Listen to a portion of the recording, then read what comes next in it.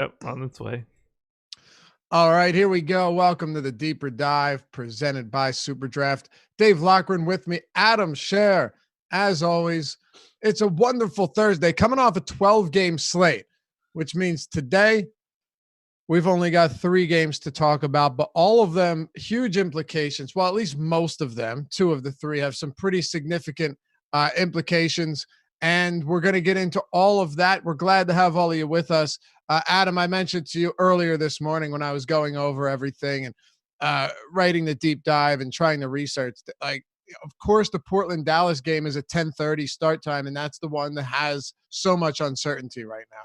Yeah, on both sides too. You know, Josh, Right. you and I and Josh were talking before the show about, who the hell starts for Dallas, and you and I were talking about it earlier. Like, there could realistically be 6 different guys that replace Dwight Powell in the starting lineup. Carlisle will probably pick it out of a hat, and we'll have no idea until like 10 o'clock. And then obviously the biggest news on the slate still is CJ McCollum. So on late swap sites, I would recommend being around your computers. No question.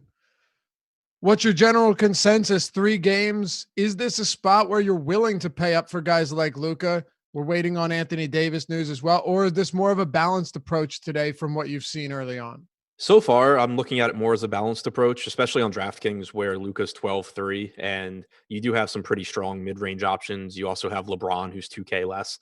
With our current ownership projections, which obviously will most likely be more accurate as we get closer to lock, but I'm coming in pretty low on Luka just because you're not even getting really an ownership discount on him, and I think that my lineups are better going to more mid-range guys. So it's looking like more of a balanced slate for me, especially if I assume McCollum is out. Okay. Well, let's jump into it. Before we do, I will want to let everybody know that SuperDraft is the sponsor of the Deeper Dive. Running some they're bigger contests over there lately. The 20K, 4K up top for the NBA slates here. Look, they have the multiplier mode, which means that there's no salary, as they like to put it, complete lineup freedom. As I like to put it, a legitimate edge in finding guys that are like 1.5 times their fantasy points, where there's no reason they should be.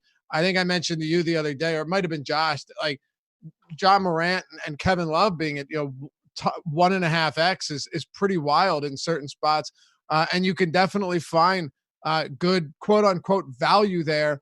And I've already had a lot of DMs and tweets from people saying, look, I actually didn't think I would enjoy this at all. But because like no one likes when people try and reinvent the wheel with something we already love.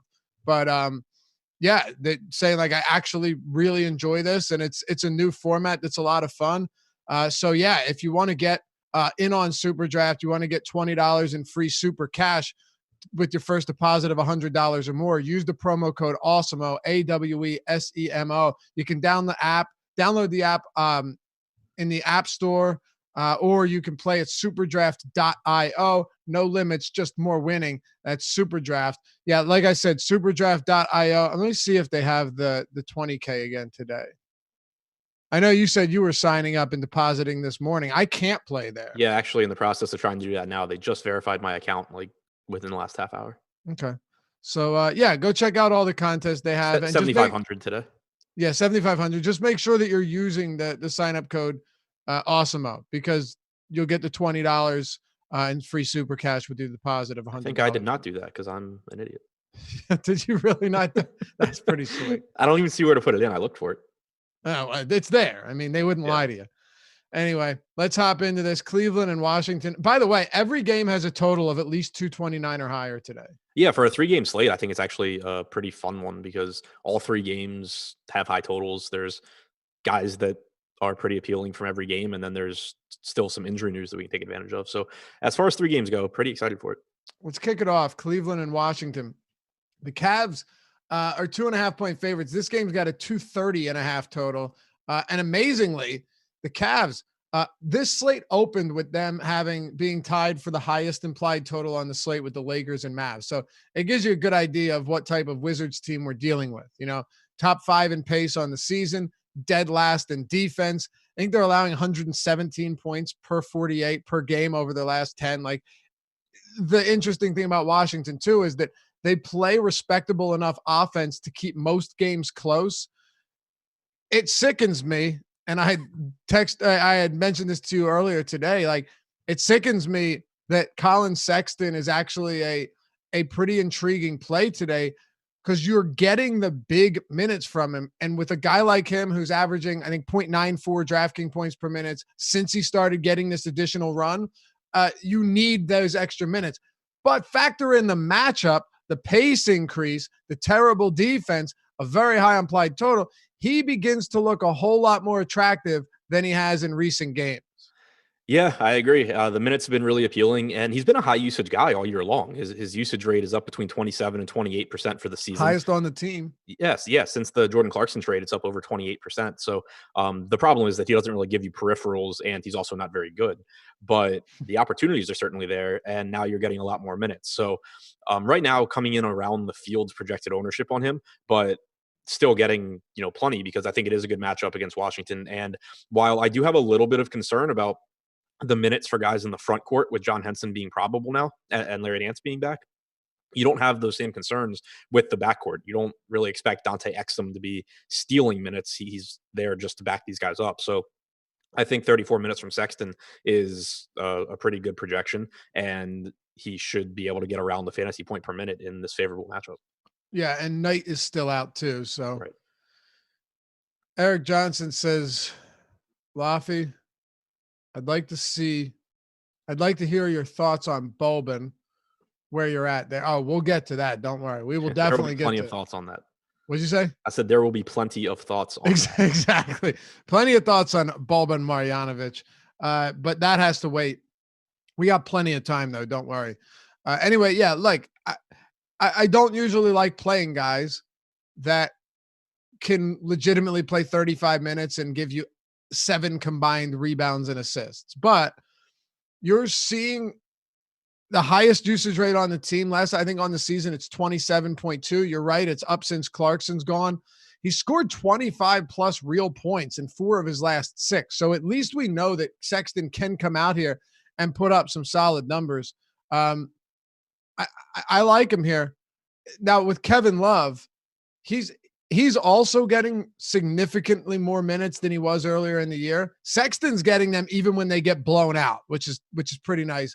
But Kevin Love still getting a lot of run. Usage isn't what it's been in the past, but he's still rebounding well. Unfortunately, with Henson back, I don't expect him to get any of those backup center minutes, which I did think helped him.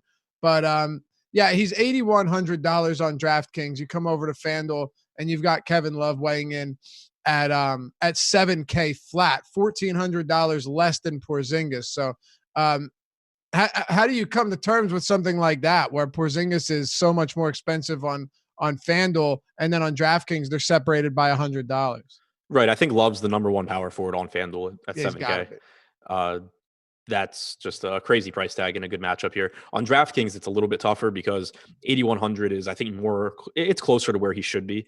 I have him projected a little over 5X at that salary. So I think he's a good option. Again, with the way we have ownership projected right now, I don't see a big edge in being significantly over or significantly below on him. So I'm coming in right around the field. I had mentioned when we were talking about Sexton, I do have a little bit of a concern. Not that I'm expecting Love to go back to when he was playing 28 minutes or anything like that, but we had seen 34 minutes quite a bit in competitive games.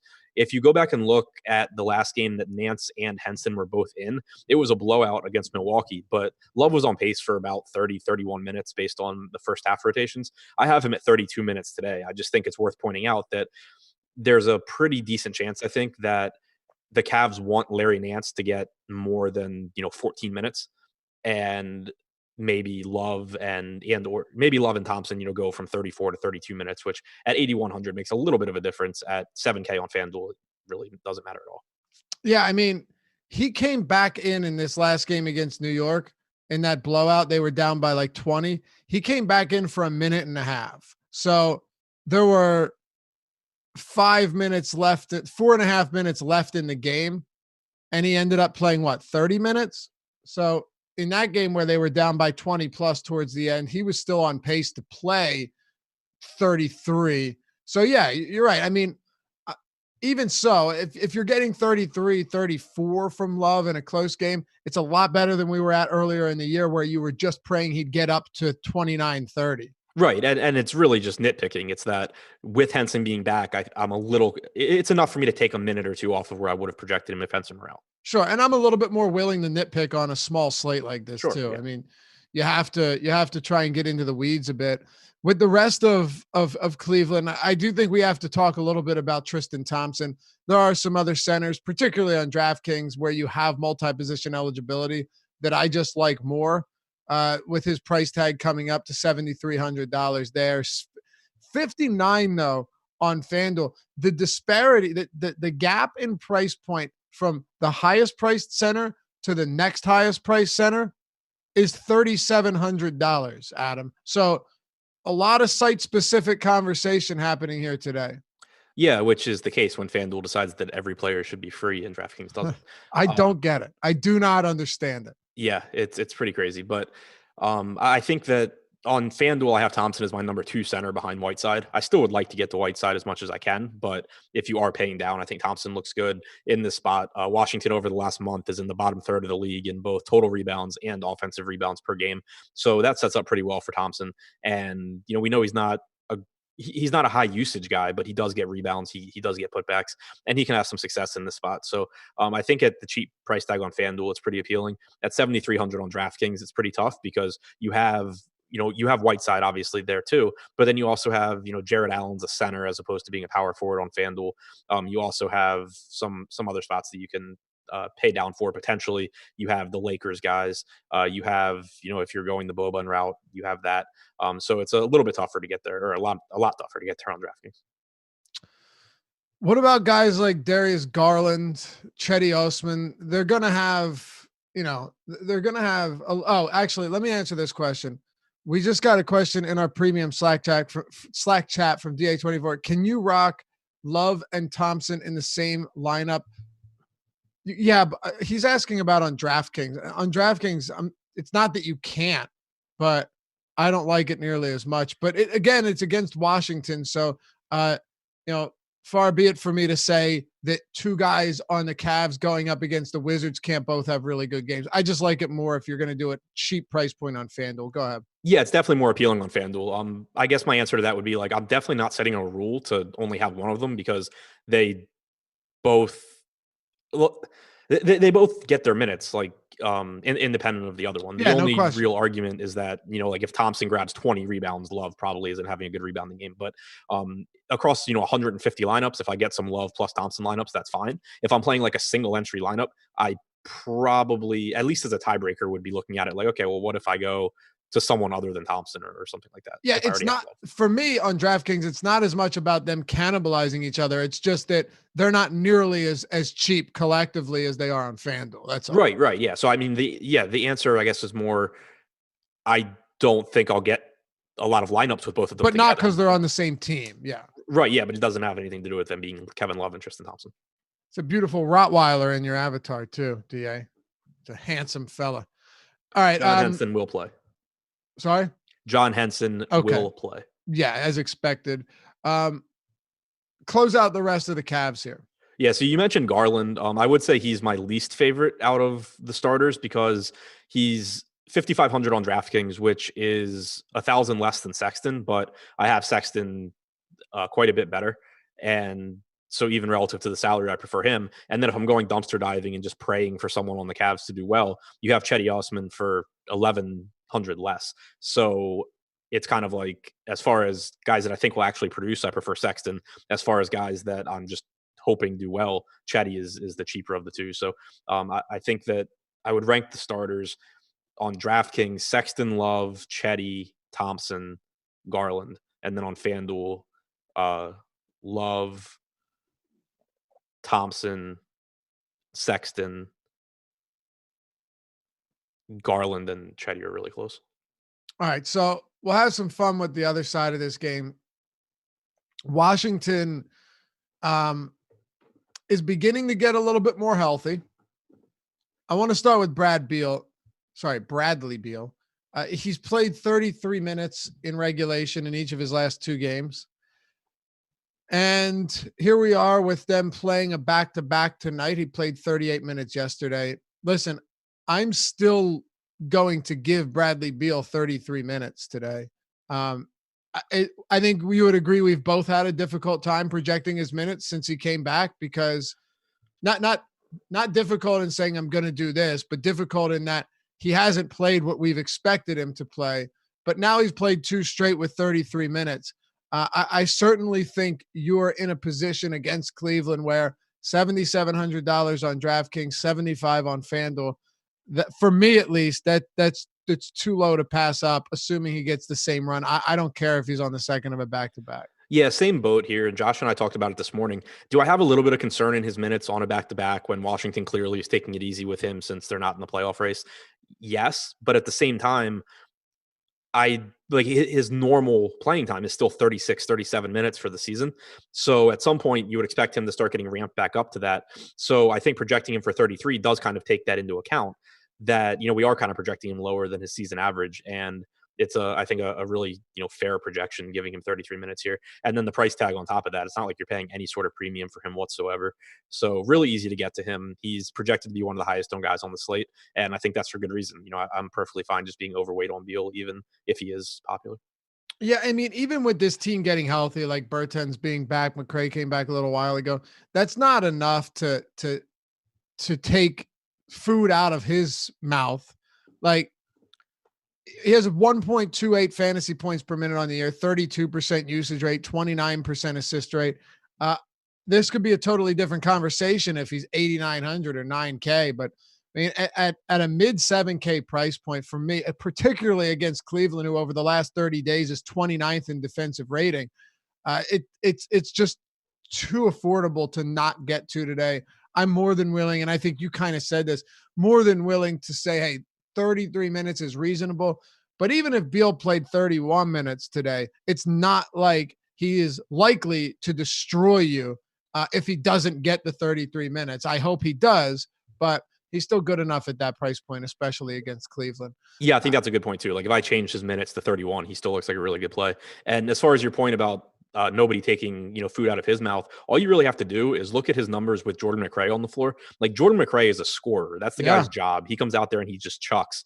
He's played 159 minutes with Bradley Beal this year. Bradley Beal has a 33.2% usage rate. Jordan McRae is at 14.2. There you go. Right. He takes everything out of McRae's If Jordan McRae's not taking shots, nobody else on this team's taking shots. McRae's not eating. Yeah, exactly. So that's a great reference point for sure. Bradley Beal, when he's out there, is getting whatever he wants, pretty much.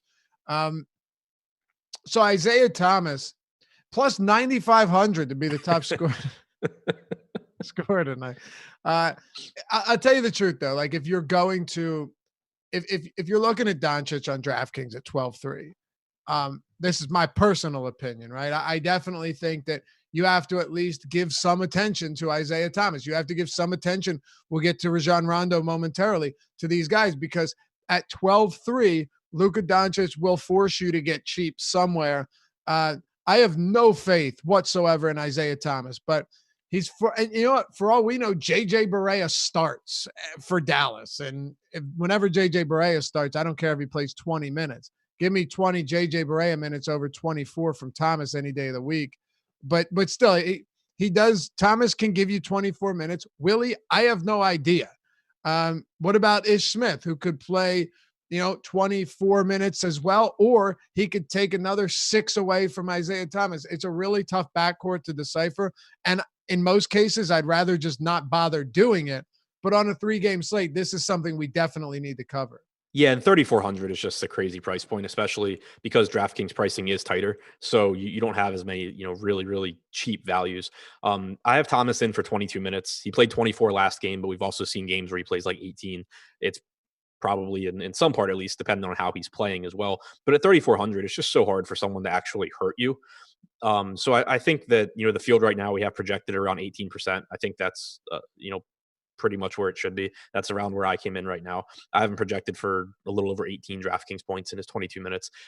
It is worth noting that he, like everyone, takes a hit with Bradley Beal being healthy. For the season, he has like a 23.9% usage rate, but if you put Beal on, it's only 21.7%. So it's not a play that I'm excited about, but it's a perfectly fine point per dollar option. The one thing, you mentioned that it's a good way to get to Luka, and I agree completely.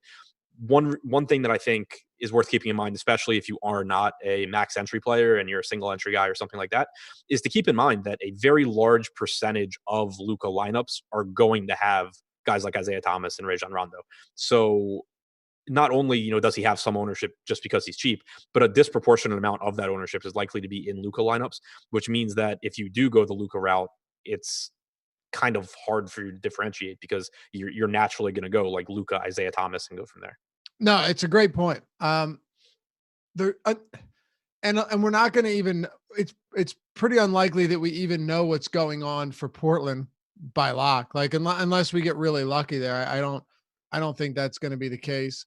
Have you ever know our YouTube chat always goes wild when the Luka conversation comes out. Some people just never want to pay for him. Some people say, how could you not pay for Luka on this slate? We'll cover all of that. We will, I promise. But we both agree that if you are trying to get to him, some of that value could come from this game. And Isaiah Thomas, whether you like it or not, if he gives you 24 minutes, you could certainly do worse. At 3,400, he's almost minimum salary. And that's just too cheap for him, despite having a pretty rough season. How do you feel about Jan Mahinmi? I've been saying this. Like I expect him to keep getting pretty decent minutes. I definitely don't know if that's enough for today. He played 30 minutes in regulation yesterday, had a 10-10 double-double. But is he getting to a price where you say, you know what, I can't rely on his minutes, or do you like Mahinmi tonight? I think that his salary is pretty much where it should be, but with the lack of centers on the slate, because on DraftKings, obviously you can roster a minimum of 2 depending on multi-position eligibility. On FanDuel, guys like Jared Allen are a power forward. Kleber is a power forward. So you don't have that many centers. I think Mahinmi is a way where you could be contrarian if he's going to be low owned. Right now, we only have him projected for 11% ownership on DraftKings. I think that, we've seen the minutes up when he's not in foul trouble recently. He played 30 minutes in regulation yesterday. The game before that, he played really well, but dealt with some foul trouble, so his minutes were down. On one hand, you have Thomas Bryant backing him up, and you do have Pasek Sneaks, who's questionable tonight and had been out the last 2 games. But on the other hand, Mahinmi is better defensively than Bryant is. He's been playing well. Kind of helps to solidify the Wizards defense a little bit at least. And so if you're going to get 26, 28 minutes at around a 5K price tag, and he's only going to be owned by 1 in 10 lineups on a 3-game slate, I think that's a spot where you can go to and hope that he puts together a double-double. And it doesn't help. It doesn't hurt either that the Cavs do have Tristan Thompson, so it's a matchup where you would like Mahinmi to be out there. You would think so, yeah. I mean, really, there's no question that Scott Brooks is more than happy to run Mahinmi out there a lot recently, even with Thomas Bryant back. Like he's giving him the bulk of the minutes at the 5. Close out the Wizards here. A lot of discussion in chat right now about Davis Bertans. Anybody else you like from the Wiz? Yeah, I think it's kind of just mixing and matching those guys. I talked about it this morning, and I talked about it in chat. The Wizards are a team where I think it's important to be paying attention to the rules that you use if you're creating a lot of lineups. Obviously, you probably don't want more than one of Smith or Thomas. You probably don't want the first rule I said on Cruncher today. Right. And then you have the, Bryant plus Mahinmi. But also looking at the bench here, thinking about the closing lineup, you're expecting Ish Smith, Bradley Beal, one of the centers. So that leaves 2 spots. It's normally not going to be Peyton Mbanga. So it's normally going to be 2 out of Jordan McRae, Davis Bertans, and Troy Brown. So I like setting a rule to have a maximum 2 out of that group plus Peyton Mbanga. And I think that they're all cheap enough where there's a path for them to do well. None of them project as great plays because they all lose value with Bradley Beal being healthy, and with the team as a whole being healthy, their minutes come down. But, I do think that especially McRae and Bertans are guys where their salaries are cheap enough that I do like taking some shots at them in tournaments. Okay. Let's move it on here then, talking Brooklyn and the Lakers. Before we do, I want to remind everyone, especially those new to the show, welcome to you. Second, Deeper Dive is the promo code that'll get you 50% off your first week of Awesemo Plus Platinum membership over there at awesemo.com. If you go to awesemo.com/join, you can sign up, and at checkout, use that promo code Deeper Dive. One word gets you 50% off your first week. That's ownership projections, player projections, all of the tools developed and used every day by Awesemo himself, Alex Baker. So you know that they're legit, and we obviously stands behind them, being that he wins a lot of money all the time. Is the number 1 ranked player in the world. So that's what you're getting over there. You're also getting all of the premium articles that our guys spend so much time on, the premium Slack chat, the lineup builder, and there's the Fantasy Cruncher add-on as well. You can hit that at checkout. But be sure when you're doing so, if you want to try it out and you want to get a great opportunity to get in on the cheap to start and to see if you like it, which we think you will, use the promo code Deeper Dive, all one word, will get you 50% off your first week of Awesemo Plus. Okay, Brooklyn and Lakers. Man, it's amazing how we can somehow spend like 25 minutes on a single game. And, I don't understand it. Time flies when you're loving life. Brooklyn and Lakers. This game opened at 6 points. Lakers on the road. It's now 5 points, 229.5 total. Lakers still have the highest implied total on the slate at 117.3, 112.3 for the Nets. We talked about this. It seems like there's a very realistic chance that Anthony Davis does not play today. It's that same glute ailment that had been acting up for him prior to returning when he had that small hiatus. And then he was somewhat limited in his return to action. And now they're playing their second of a back-to-back on the road. So it really wouldn't shock me at all if he sits this one out. No, me neither. Porzingis is available, by the way. Yeah, so keep an eye out for the Wizards starting lineup. I think that if Thomas Bryant does not start, Porzingis probably just DNPs, but you could get Bryant back at the 4, especially against this big front court.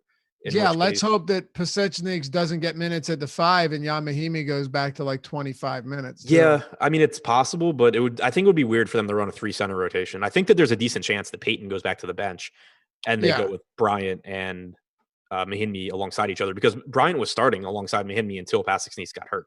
Well, it looks like Porzingis will play, or Scott Brooks is playing possum with us again. It says he will be on a minutes limit. He could be limited to 0 minutes for all we know. Scott Brooks doesn't usually use those words. He normally likes to go with monitored. Monitoring them. Oh, right. Dude, the worst. How many times has Scott Brooks said we're monitoring his minutes? And by monitoring, he means he watches him play 40 minutes in regulation. It's always John Wall. Yeah, was it Wall or Beal? Was it John Wall? I guess it was. Yeah, it was Wall, I think. Oh, that son of a bitch. Anyway. But yeah, definitely keep an eye on that starting lineup. For sure. Let's start with Brooklyn. DeAndre Jordan has been ruled out, which means that Jarrett Allen likely gets 31 minutes here is what I'm expecting if this game's competitive. That's what we've seen in 2 games here from him with Jordan out. Now, outside of Jarrett Allen, we can start in the backcourt with Kyrie Irving. You've got him coming into this game, averaging 1.46 fantasy points per minute since returning since returning from injury in 4 games. He's been gunning. He's averaged, like I said, 1.47, I think, DraftKings points per minute. And the minutes have not been an issue in competitive games. So I expect the minutes to be there, and I expect him to gun again today against his former friend, now foe, and LeBron James. 5-point spread. I don't know. Irving's an interesting play today if we get the minutes I'm projecting him for. Yeah, I think he's a good option. For the season, he has a 32.6% usage rate. In the 4 games since coming back, it's only a little bit above 28%. But if you kind of map out the minutes for the percentage of the time I expect him to play alongside Dinwiddie and the percentage of the time I expect him to play alongside LeVert, he still projects for over a 30% usage rate. So I think that his usage rate going forward is probably higher than it has been over the last few games. And he's still pretty inexpensive for a guy that averages around 1.4 points per minute. I expect around 33 minutes, assuming this game's competitive. The Lakers obviously are a good defensive team, but Kyrie's just really good at scoring, and the salary is affordable. So the problem I run into is that Kyrie projects similarly to Bradley Beal for me, and he's more expensive. Right. But I still think Kyrie's a good option. And then if CJ McCollum ends up being out and we get that news, Lillard's only $700 more expensive than Irving on FanDuel. Right. But I can't imagine we get that news. Do we have a shoot around report on McCollum? No, not that I've seen. I didn't see one either. The most recent thing I've seen on the column was that he did shooting drills at practice yesterday. Individual shooting drills, yeah. Which makes me think he probably doesn't play. Yeah, I usually exactly, but I don't know. So we'll see. I didn't see any shoot around report, unfortunately. Sometimes those are hard to come by. But outside, which is really annoying. Like, you have one job. Right. But I mean, how many times you see it where you'll get like 3 in a row from a team and then none for the next 2 days? Right. Happens so often, and there's no consistency. If that happened in the NFL, like teams just didn't report or reporters didn't report on those reports in the NFL, there'd be hell to pay. Right. What are your thoughts on Dinwiddie here? I'm not really interested. Right now we have him projected for about 16% ownership on DraftKings. I thought that was high. Yeah, so do I. It's not like it's a great matchup against the Lakers, and every minute he plays now is going to be with at least one of Kyrie Irving or Karis LeVert on the floor.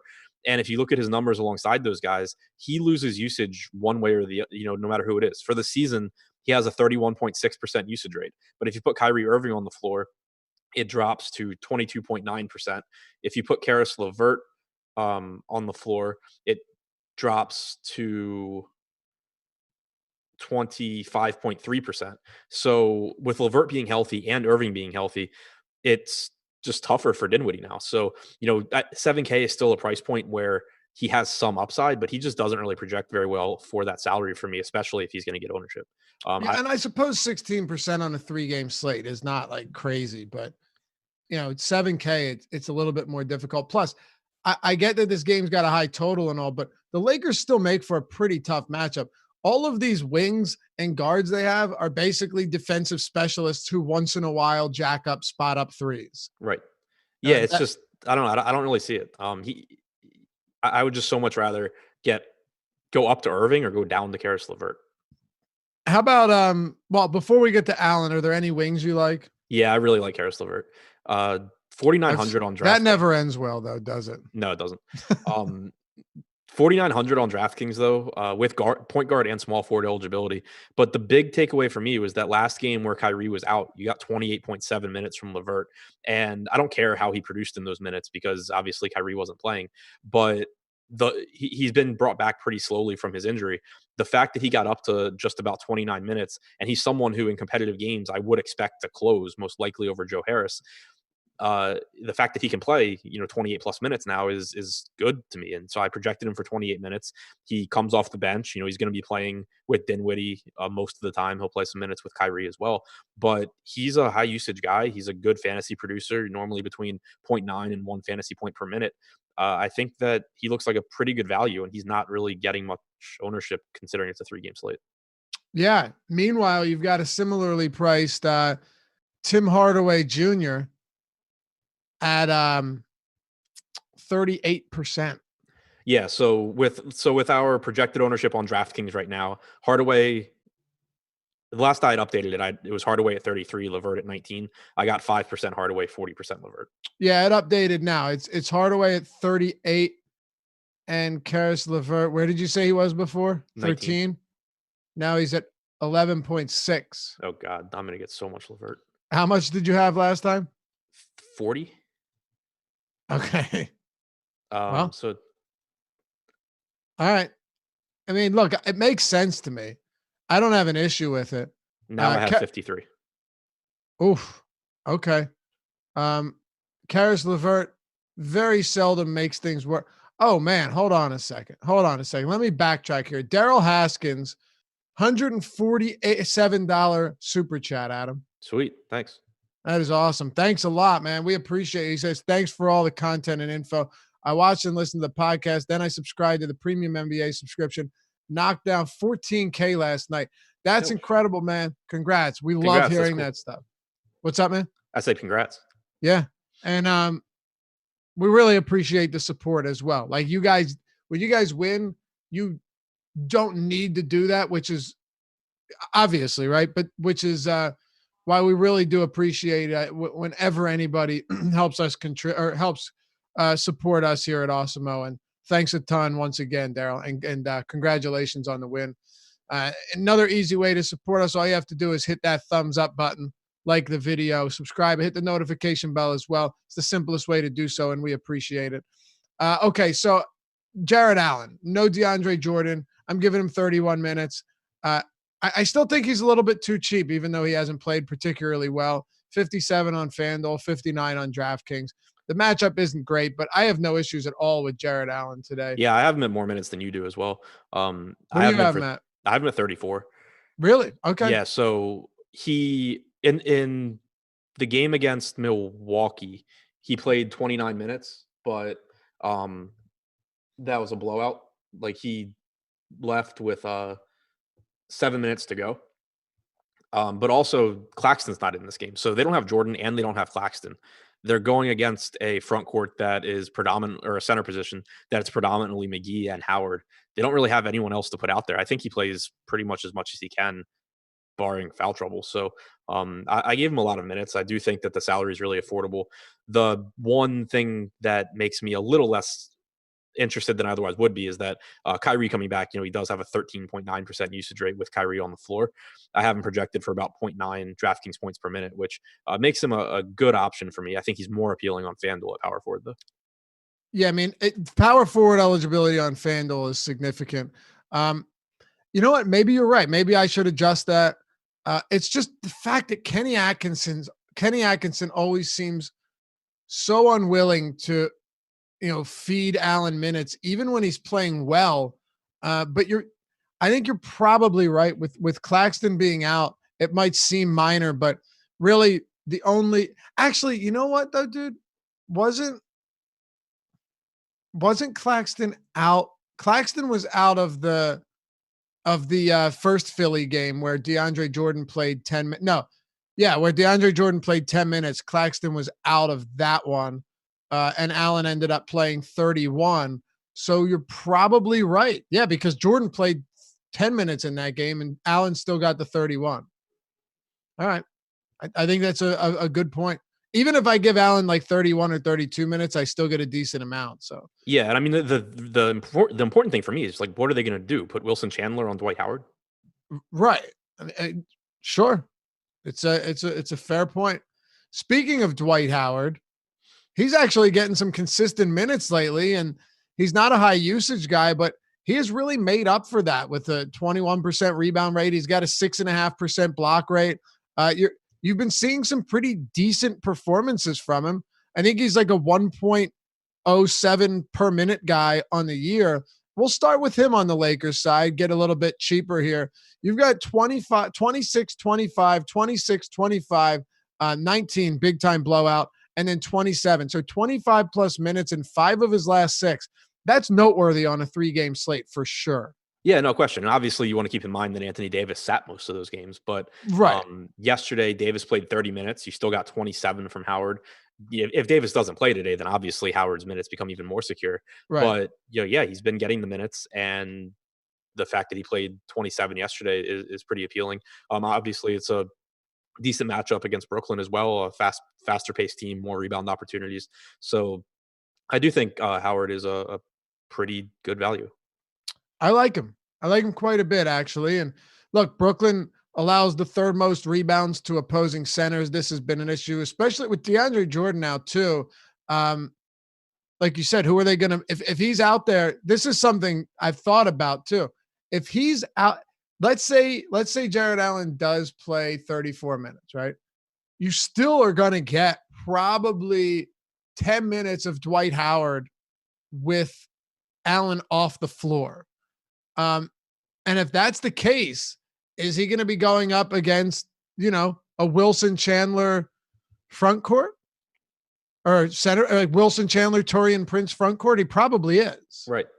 Yeah. I think it's a good spot because not only is it going to be an undersized front court, but it's not a front court that you expect to like shoot him off the floor either. Right. Exactly. Yeah. So I like Dwight. I don't know if anyone had any intentions of playing JaVale McGee, but I don't have much interest in playing them alongside each other. McGee on a per minute basis recently has been spectacular, but I'd still rather take my chances with only one of them instead of both, and hope that one of them can pull away with the minutes, preferably Dwight Howard. How about LeBron James if Davis is in and if Davis is out? And let's try and put a little context here because Luka's only $500 more expensive than LeBron on FanDuel. on DraftKings, you've got Luka coming in at a $1,900 increase. Yeah, so on DraftKings, I think LeBron looks much more appealing than Luka just because he is so much cheaper. He also, I mean, it's just easier to get to him. If Davis is out, he becomes even a little bit more appealing since the usage goes up. The assist percentage comes down, though, and the rebounding stays about the same. But either way, I think he looks like a really good option there. On FanDuel, you do get small forward, which is nice. I think he's the top small forward option. It's not a particularly strong position. But Luka is, like you said, less expensive, a lot less expensive than he is on DraftKings. He's closer in price to LeBron. I would still give the edge to LeBron because at point guard, you still have Dame, you have Sexton, you have Irving, you have, the value guys too, like Garland. But at small forward, if you don't play LeBron, you're probably giving up a lot of raw points. Right. So let me get your opinion here. Do you think LeBron plays? Do I think LeBron plays? I'm sorry. Do you think Davis plays? It really feels like a coin flip. I have him in right now. Okay. Rajon Rondo is pretty cheap as well. And his minutes are erratic. I'm not going to pretend that I know what we're going to get from him today, but it's not like I know what we're getting from Isaiah Thomas either. And unlike Thomas, Rondo has been a +1 per minute guy this season. He's had some ugly performances, but the one thing on a short slate about Rondo that always stands out to me is he is legitimately the type of guy that could come out and give you, 10 points, 10 assists, 6 rebounds, and 2 steals in 25 minutes. We've seen him do it. Yeah, and the point I made about him this morning with Josh is that his median projection is like 18, 19 minutes. And obviously that's not exactly what you're looking for, but even at his salary, it makes him an okay point per dollar option. But since he is right around a 1 fantasy point per minute guy, if for whatever reason he exceeds that median projection and he goes out there and gets 23, 24 minutes, which occasionally does happen, it's likely that he really beats that salary by a wide margin. Whereas when you talk about guys that are lower fantasy point per minute players, the extra minutes, you need those extra minutes, and then you also need them to play above average. With Rondo, you just need the extra minutes because exactly. and him to play like he normally does. Yeah, I like him. I think honestly on DraftKings you've got him at 21%, which honestly isn't that crazy, Adam. So if you have Luka he's come up. He's come up to 25%, but right now it doesn't look like the dirt cheap value outside of a guy that we'll get to in a minute is really that popular on a 3-gamer. So I mean, right now with our ownership projections on DraftKings, I have more Rondo than I do Isaiah Thomas. Oh yeah, definitely. I like him quite a bit more than Isaiah Thomas, but both of them are going to be similarly owned. As a matter of fact, Isaiah Thomas right now coming in at 17%, Rondo at 21. So not a big difference there at all. Close out the Lakers, and then we'll get to Portland and Dallas. Yeah, I mean, I don't think there's a whole lot else to talk about. Kyle Kuzma got minutes at the 3 yesterday, which is interesting because it did allow him to get up to like 28 minutes, which still, when you're playing with Davis and playing with LeBron, it's not that productive. Also, it will make the Lakers defense worse, which is worth keeping in mind for Brooklyn. But if Davis is out, obviously Kuzma is priced too cheap for that to be the case. Danny Green is someone that I don't mind mixing into some lineups just because he's 4K and he, it's a pace-up game. He can knock down some threes, but nothing is super appealing to me from the Lakers outside of LeBron and then using Howard and Rondo for value. All right. We got 1 to go, 2 down, 1 to go. Spends decent amount of time here, but right now there's only so much that we can really say. And hey, also, if you guys like free stuff, everyone likes free stuff, right? Awesemo's NBA projections today are free on the site at awesemo.com. So check that out. Let's close it out here, Adam. We've got Portland at home as a 4.5-point dog against the Mavericks. Mavericks 116.8 implied total, 112.3 for the Blazers. Another total of over under 229. Okay, the Blazers at home with McCollum questionable, and Ariza, as Terry Stotts said, becoming their everyday small forward. I'm giving him 32 minutes in his first game with Portland. but the whole McCollum thing is significant, and that's where we'll start. Right. So McCollum, obviously huge news here. It affects everything because you have Dame's price tag bumping up to a point where if McCollum's in, he's overpriced. So, and if McCollum's out, he's still a really good play. So the one thing that I'm leaning towards right now, and the reason I'm leaning towards projecting McCollum not to play, is what we mentioned earlier, that he did shooting drills at practice yesterday as opposed to actually practicing. It's an ankle injury. So him doing individual shooting drills doesn't tell me anything except for he didn't practice on his injured ankle. So I'm leaning towards that. Obviously, I have no idea. It's an educated guess, but if we don't get news, that's the route that I'm going there, which makes me obviously really interested in Dame. One other reason that I prefer that is on the late swap sites, it's pretty easy. There are enough plays in this game and enough information that we're waiting on where if after like the Lakers game tips off, we get McCollum ruled in, it's still pretty easy to like swap some Dame to McCollum, swap around to the Dallas value. There's options that you can swap to. So I'm not really concerned about getting stuck with nowhere to go. Got to ask you, man, right now, and I'm going to update this again because we're nice, benevolent people and we want to help you. Okay, so it hasn't been updated. I can't help you, but it was updated 25 minutes ago. Right now, Trevor Ariza has the highest ownership projection of any player on DraftKings. Yeah, I think it's fine. Like he's a really, really good point per dollar option. If that's the case, I think I'll be underweight just because it's Trevor Ariza, and at the end of the day, to win a tournament, him getting you 21 fantasy points doesn't necessarily do anything. I would play him in cash. I still will have some in tournaments. Like right now, I'd have 25% if that's the projected ownership. But there's still guys around him I can pivot to at lower ownership that have very, very similar ranges of outcomes. Let me ask you a question about that. Perfect. Setting me up for the segue here, or really just a follow up. Let's say, after 2 games, you're sitting in a good spot because this Brooklyn Lakers game will basically be over by the time Portland and Dallas is tipping off. And you're in a good, one of your lineups is real pretty towards the top. But you know that Ariza is ridiculously popular and it's going to be a tough climb. Would you swap him if McCollum is out for a $3,400 Gary Trent? So you're saying that I'm blocked, or I assume I'm blocked. You're assuming you're correct. Yeah, then yeah. Okay. If I'm like in first with like the nuts, then no, I'm not. No, of course. Like I'm swapping to Ariza. And I'm not saying if you know you're blocked, then that's different. But I'm saying like you're a decent shape, but it's going to take a decent amount. Would you be willing to do it? That's all. Yeah, and I mean, obviously, if you know for sure you're blocked, you just swap. But like, that's what I'm saying. You don't. You're just assuming because he's however high owned we expect. Right. Like if I'm sitting in 100th or something, and I'm looking at lineups ahead of me, and there's a bunch that have 48 minutes left, and it's clear it's a cheap guy. Exactly. I assume that I need to swap. Do you like Hassan Whiteside? I love this guy. He's averaging 1.4 DraftKings points per minute over his last 20 games. You're just getting excellent production, and finally a coach who's willing to give him consistently big minutes.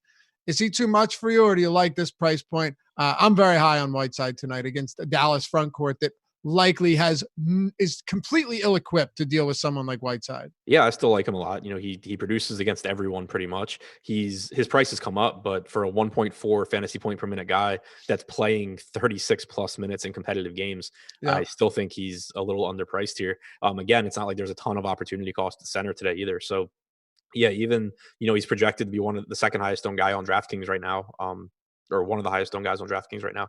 Still got him in about half of my lineups that I made before the show. So really like him. And then on FanDuel, he's showing up in, my top lineups as well. How about, we already talked about Ariza, Lillard. What are your thoughts on, and by the way, with Gary Trent, I think you guys, we had a couple of people ask us to talk about him. Honestly, for me, he's a 0.66 fantasy point per minute guy. He's not particularly good, but in these 2 games where he's been getting additional minutes, his usage rate's just shy of 20%. He is getting opportunities, but with Ariza here, I would still expect Stotts to run a very condensed rotation. But really it would be a guy where it's just like very much uncomfortable with it, but you could do worse. What about you? Yeah, that's pretty much where I'm at. I caught most of what you said. I was making fun of just basically like he's not going to be out of my player pool, but I'm bracing for the 9 fantasy point game is what I'm saying. Right. Yeah. And a lot of it comes down to ownership, because he doesn't project that well. But like right now, we have him at 4% ownership. And if that's the case, I'll take, I have him projected for 30 minutes. I'll take my chances if nobody else wants to. Anybody else for Portland, including Melo? Anthony Simon's kind of the same thing as Trent. He's more expensive, but should play more minutes. I have him in for 36 minutes here. He's a 0.7 fantasy point per minute guy. But again, like right now, we have him projected for low ownership because we don't have McCollum news and people maybe won't go there. If that's the case, at 4,500, I don't think that there's a lot of upside for him, but he still projects around 23, 24 points for me. And if he's not going to be owned, then that's appealing. If he starts to get a lot of ownership, I'll come off of him pretty quickly. As far as Melo goes, I think he's a pretty good option too. Getting minutes at the 5, rebounding percentage goes up. He's only projected for 19% ownership right now. So I am quite a bit overweight on him too. I expect around 36 minutes there. Okay. Let's close it out with Dallas. Luka Doncic, you and I kind of teased it earlier, but because we have 5 minutes here, I'm going to turn it over to you and just kind of explain where you're at with Luka. I think the one big thing really is that the mid-range, despite having this being an abbreviated slate, the mid-range is pretty damn deep today. Yeah. It's tough to get to Luka because the mid-range is so deep for me, especially on DraftKings. Okay. So have you crunched yet? I think you said you did, right? Yeah, I got like 5% in the crunch I did before the show on DraftKings. 5% Luka? Yeah, wow. At 25% projected ownership. What are your thoughts on Porzingis? Because, and by the way, on FanDuel, Luka at 11 too.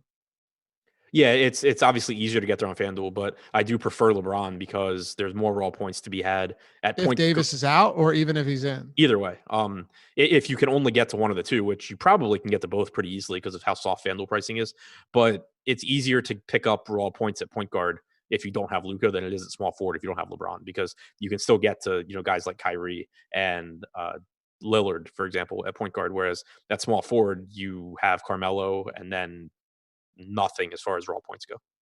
So Portland's allowing the most second chance points, the most putback points in the league this year. Despite Whiteside's fantasy production, he hasn't exactly been stellar and his block shots, and he hasn't been a great defender. If Porzingis starts at the 5, I think it's a really interesting spot. He only attempts 20% of his shots from within 3 feet of the basket this year. But if you stick him at the 5 with Powell out for the season, which I think Carlisle could very easily do with Porzingis in the starting lineup at the 5. And I also think he's going to be thrust into more minutes than last time. Second game back from the injury. No Dwight Powell, who was playing 30-plus minutes a night. There's no reason Carlisle wants to play Boban Marjanovic for that many minutes. I actually have quite a bit of interest in Porzingis on DraftKings today. I think I'm lower than you are. I have him at 32 minutes. I have him projected for like 1.15 DraftKings points per minute. It's just that the price tag's pretty expensive. He's the same price basically as Love, but he's more expensive. But he's also a third of the ownership, which is why I have interest. Yeah, I think that's fair. I have Love projected like 4 points higher than him though, so it's not like apples to apples. But also I just kind of like getting out of that price range or going to like I have Bradley Beal ahead of both of them at a cheaper price point. So I'm not getting to a lot of Porzingis right now. It is more appealing if he's playing the 5. I agree. I just don't have a lot of confidence in him playing more than like 32, 33 minutes. By the way, on DraftKings, I'm speaking specifically, $1,400 more than Kevin Love on FanDuel. And also like $1,700 more than Jared Allen at power forward, to me is unappealing. Right. I agree completely. So let's do this because we really don't know what's going on with this rotation. Hopefully we find out sooner than later, but we'll close the show out with this. What do you expect Carlisle to do? He started Barea in the second half and Porzingis at the 5. But then Boban came directly in for Powell in the first quarter when he went out. So it's a tough one to wrap your head around. Yeah, really, I have no idea. There's like 6 different guys that could start for Powell. You have all the guards on the bench, and then you could potentially start Maxey too. My guess is that I'm with you. Porzingis starts at the 5. I put Curry as the starter, but it doesn't really matter a whole lot to me. Whether he starts or comes off the bench, I'll take some shots at a $3,300 Seth Curry. I'm not going to be interested really in Brunson or Wright. Barea, I'd be interested in if he starts. One thing that I think is worth pointing out is that the game where Tim Hardaway got hurt at the end of December, Barea started the second half in Hardaway's place like he did in this case for Powell. And then the next game he DNP'd. So I don't think that him starting the second half last game has much to do with anything. But obviously he still could start. Boban I have in for like 13 minutes. This just isn't a matchup where I expect him to play a lot of minutes. It's not a conditioning thing. Like we know he's physically capable. Which is a frustrating thing when everyone brings up that he's played 30 minutes before. He's just a complete liability out there for too long. Right. Yeah. Like he can play the minutes. The problem is that he's going up against one of the highest frequency pick and roll guards in the league in Dame Lillard. Yep. And that's not going to work. So decimated. Right. Exactly. Like he cannot be out there with like Lillard pick and roll. It doesn't work. So that's why I have him at 13 minutes. I think if this were like a guard that it wasn't a pick and roll guy with like a traditional center, you could get 28 minutes from Boban, but I don't see it happening here. If it does, I want 1,000,000% Dame. But still, if you get 13 minutes from him, he can double in 13 minutes. So if his ownership is going to be really low, I like the idea of still taking some shots at him, even though I don't expect a ton of minutes. But if he does start to get traction and his ownership comes up, I'll get away from that pretty quickly. Close the show out. Top plays on the slate. Give me your top handful of guys you really like coming into tonight. So looking at DraftKings, I really like Dame, assuming McCollum sits. Love Beal, really like Whiteside. For value, Ariza I think is the top value, but he's not volatile enough that I really want to be overweight if he's going to be owned by close to half the field. I think Karis LeVert's a really good value option that's a little bit more expensive. I like White as well. I want to throw Rondo in there for value. I really think if the minutes are there, him and Dwight Howard could give us quality numbers against the Brooklyn team that plays at a top 8 pace. That'll do it for us. Stick around. Coming up next, you know what it is. Live before lock, taking you up to 7 p.m. Eastern time. It's Eddie. It's Chris Spags. They're coming up right now. Good luck tonight. Remember, hit that thumbs up if you enjoy the show. Want to help support us here at Awesemo. Talk to you guys soon.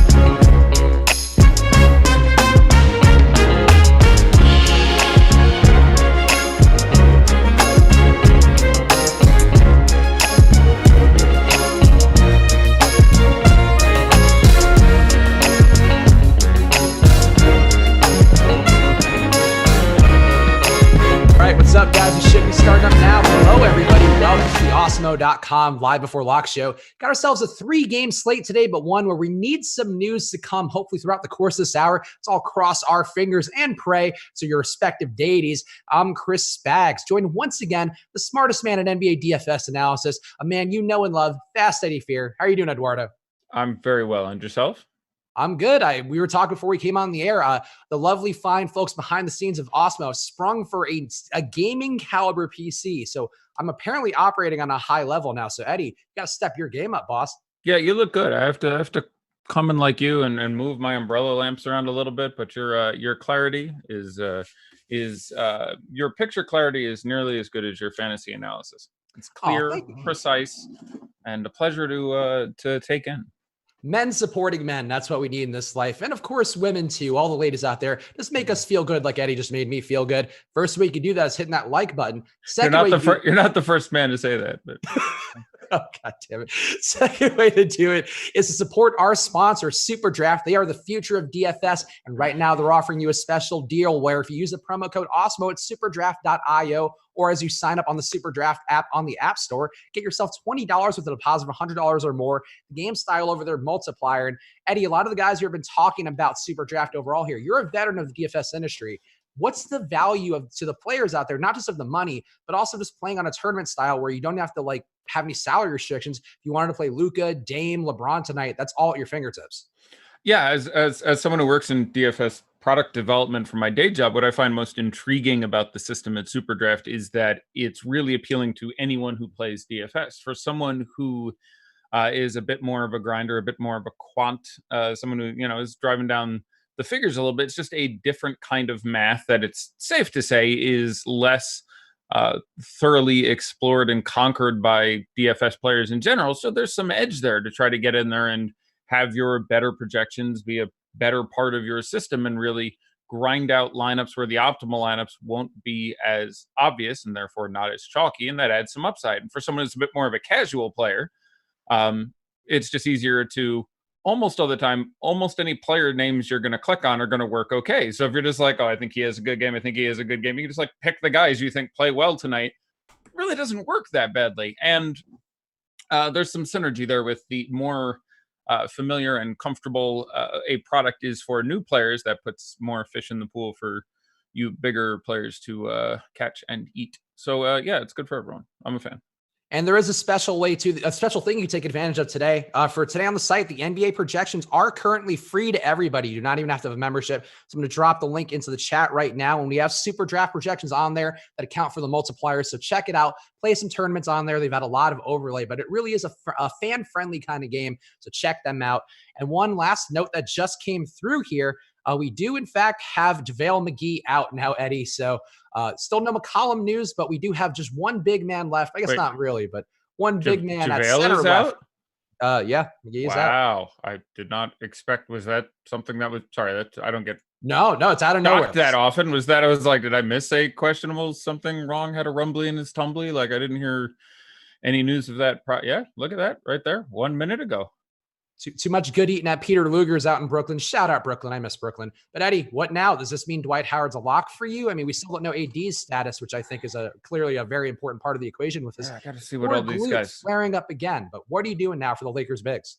Yeah, so this is going to be a tale of multiple sites.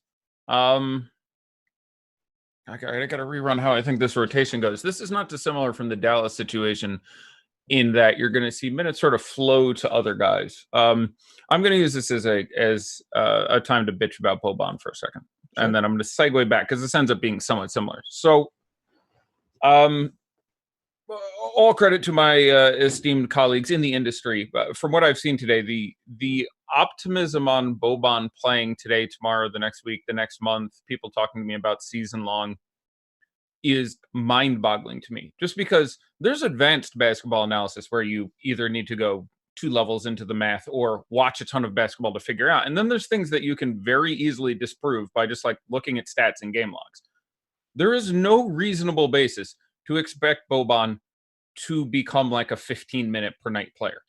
That's an absurdity, and we've seen any way you look at it, there's no reason to suspect that would happen. Basically, this moves Boban from only playing in blowouts to occasionally getting a role in the second unit in specific matchups where he could play 16 minutes and in blowouts see that number extend to maybe 20 or something. And there's any number of ways you can, I pulled up, so if you look at the most minutes in a game played by Boban in his entire Mavericks tenure, okay, the most was 23 minutes. That was in a game against the Pelicans that the Mavs won by 46. The second most was 20 minutes. That was in a game against the Warriors that the Mavs won by 27. The third most was 20 minutes, and that was in a game against the Warriors that the Mavericks won by 46. The fourth most was a game against Cleveland that the Mavs won by 35. I won't go down all the list of the blowouts, but he plays in blowouts, and he's always fun to take when there are big lines. Spoiler alert, there's no big line tonight. This game is likely to remain close. Yes, Dwight Powell is out. Dwight Powell missed 3 or 4 games at the start of the year. Maxi Kleber missed a couple games. Kristaps Porzingis missed a couple of games. If Kristaps Porzingis or Dwight Powell or Dorian Finney-Smith becomes oddly relevant in this conversation, doesn't get injured tonight, and this game doesn't blow out, the odds of Boban playing are probably 10 to 15%. He is not likely to be in the rotation. We've seen this infinite times, including, it's very convenient, by the way, against Portland. They played Portland in the third game of the year. Dwight Powell was out with an injury. The active players for the Mavericks were Boban, Kleber, Porzingis, Doncic, Wright, Brunson, Justin Jackson, Dorian Finney-Smith, Seth Curry, Tim Hardaway Jr., JJ Barea, and Courtney Lee. Those were the active players. It's the exact same squad as tonight. It's the exact same list of active players. Boban did not touch the court. They then played Portland again, and in that game, Powell was back, but Kristaps was out. Otherwise identical. Spoiler alert, Boban did not play. He did not step on the court. And literally the exact same situation tonight. Your likelihood tonight is you have Kleber start at the 4 and the 5 with Porzingis. You have Dorian Finney-Smith spend more of his time at the 4, where he can very adequately do against this team, which Portland tends to go small. Like you have Hassan Whiteside out there. So people look like, oh, it's a big center. You can put him out there. You don't need to. You don't want to. He's the worst defender of any of the 3 centers we've talked about today that you would throw out there to guard him. So it's not even good at that spot, but he gets just run off the court. Like, I pay good money to see 20 minutes of Boban tonight. I hope we get it. I love Boban. I'd like to see that. I would like to see mostly Damian Lillard score 600. But it's not a good Boban spot. So someone needs to get hurt. There needs to be a blowout. Or they need to radically change what they've been doing all year. Boban is a very talented basketball player on one end of the court. He has literally one of the highest offensive PERs in the history of the game. Very exciting, very fun. And I ranked him as an F in cash, as in I think he's unplayable. I created the F rank tonight for him. There had previously been no Fs this year. I assigned Boban an F in cash. So I'm doing that for a player who is somewhat popular and has, in my opinion, like a 20% chance of touching the court. I made that for you, Boban. It's a special gift from me to you. I put him as a C in tournaments because, much like the other day, the same thing applies. Something can go weird. There can be a blowout, and the guy can play 15 minutes and score 39 fantasy points. That's a real possibility. He's got that in the tank. So feel free, if you're playing DFS kind of for fun, to put Boban in there. Or if you think somehow my analysis, which is really just reading figures, is inaccurate, that's fine. But in competitive games, he has never played more than 16 minutes. And this is sort of the worst spot to deploy the Boban. So felt I need to specifically get there. But the reason, and your original question was Dwight Howard. So looping back to that, you just get all sorts of interesting ripple effects in here. Like, you're going to get more time for Kyle Kuzma now, who we had randomly recently seen catching some minutes at the 3 now. On sites where there is no late swap, which these days we're talking primarily FanDuel, that makes him a little bit more interesting for me, because now I'm looking at potentially his minutes creeping up to 31, 32. I'm looking at potentially Anthony Davis is out, in which case he's a windmill slam, and it's a 3-game slate. So Dwight Howard is going to get very chalky. He should be. He's looked really good this year. He deserves a lot of credit for both his degree of physical fitness. He has looked lithe and agile, and for a man of his years with the amount of miles on there, like, he's not quite LeBron impressive to me with his ability to still look remarkably fresh with the amount of work he's put in and the number of years. Wait, Eddie, not to interrupt you, and I know CJ McCollum out now too. So okay. let's So all the injuries coming at once. Thank you to the injury gods. I guess you would like a little more late chaos, Eddie. Yeah, I need like 40 minutes. 35 minutes. I want 7-8 minutes before. There's no advantage now. There's no one's missing this. Like, yes, I guess if they told us CJ McCollum was out at noon, you would have 68% Lillard ownership, which will now be 65. So, okay, thanks. But yeah, I want that news at 6:51. So,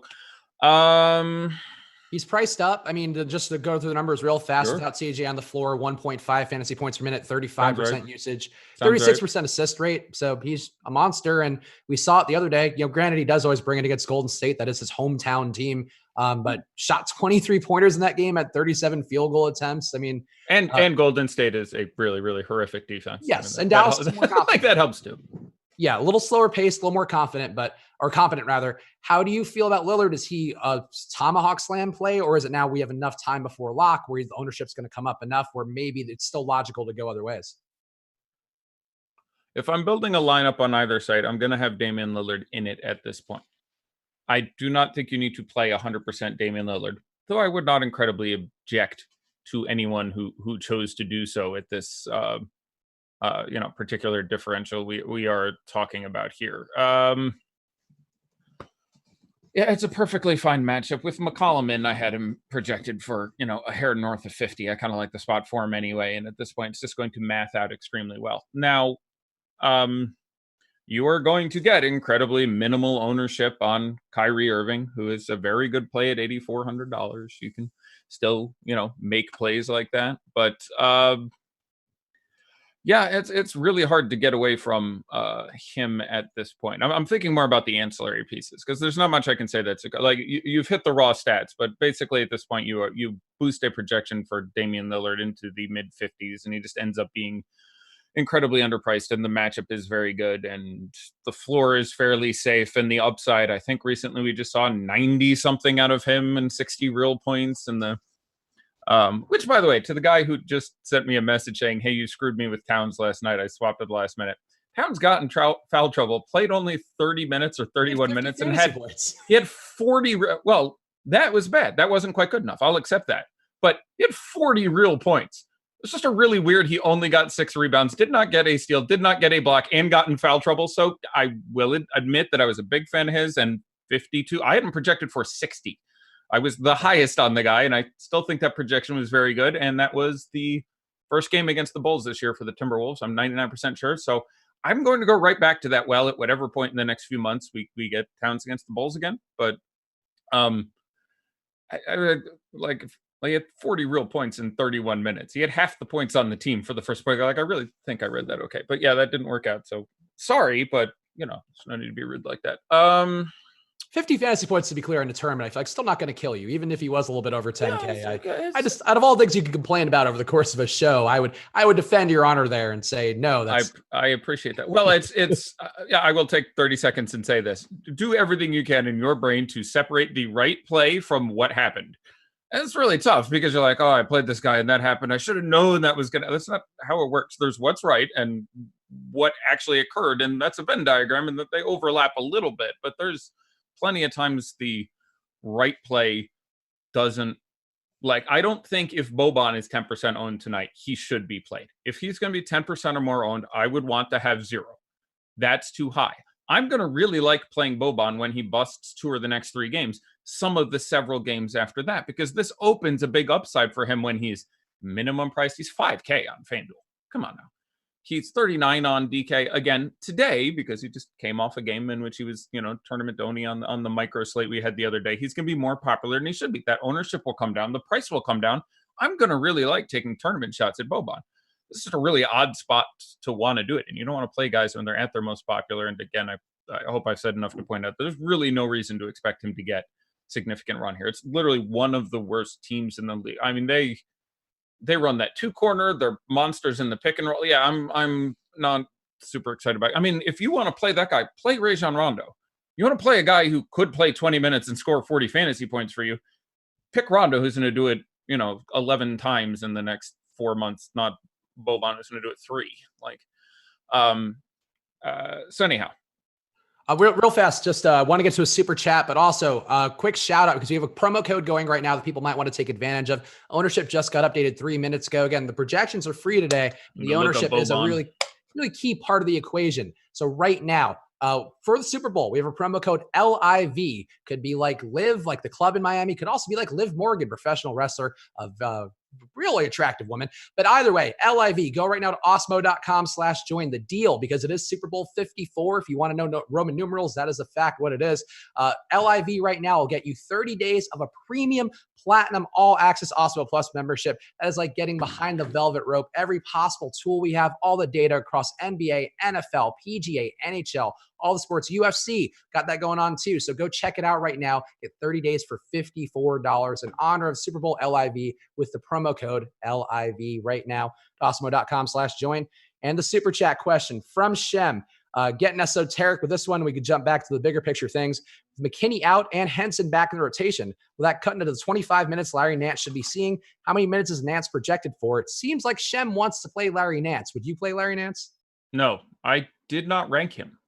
As in, on a 3-game slate and 150 lineups, I would play 0 Larry Nance. You need Kevin Love to get injured, basically. Or Tristan Thompson. That would work for you as well. But that's just not, I would project him for, I think I'm for 15 or 16 minutes. He should play backup 4 and nothing else to my knowledge. Yep, I agree. I don't see Nance. I would play John Henson before I played Nance at this point. You want to go a little weird on 3-game slate? Play John Henson. He's a fantasy monster. He's slightly better than Larry Nance this year, close to him on career. You want to play the minimum price guy. I rank John Henson because he's minimum price. You need Tristan Thompson to get in some foul trouble. John Henson can play 22 minutes and get you 32 fantasy points in a matchup I'm a giant fan of. I love Tristan Thompson, but I would take the shot at John Henson before I took the shot at Tristan Thompson. They're basically the same player. One of them's a lot cheaper. So I'd play John Henson before I played Larry Nance if you're looking to get cute there. That makes sense. All right. So we now have all this injury news that's come through. I guess we know everything besides AD that's relevant. So if you were to prioritize, if you were a person right there building a lineup, obviously they love looking to you for guidance on these things and want to hear about your hand-built lineups before the show to kind of get a feel for the slate. Where would you want to go right now? Who's the first guy in a lineup for you on both sides? Because FanDuel and DK pricing have been pretty different over the last few weeks.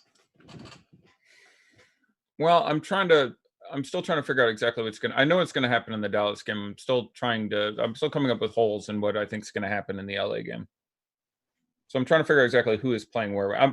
This is all by ways of me saying that I'm a massive fan of Jared Allen at this point, especially on FanDuel where you have 2 power forward spots. But on DK, I have Jared Allen at 36 minutes tonight, which I suspect is higher than anybody else, though I haven't specifically checked that.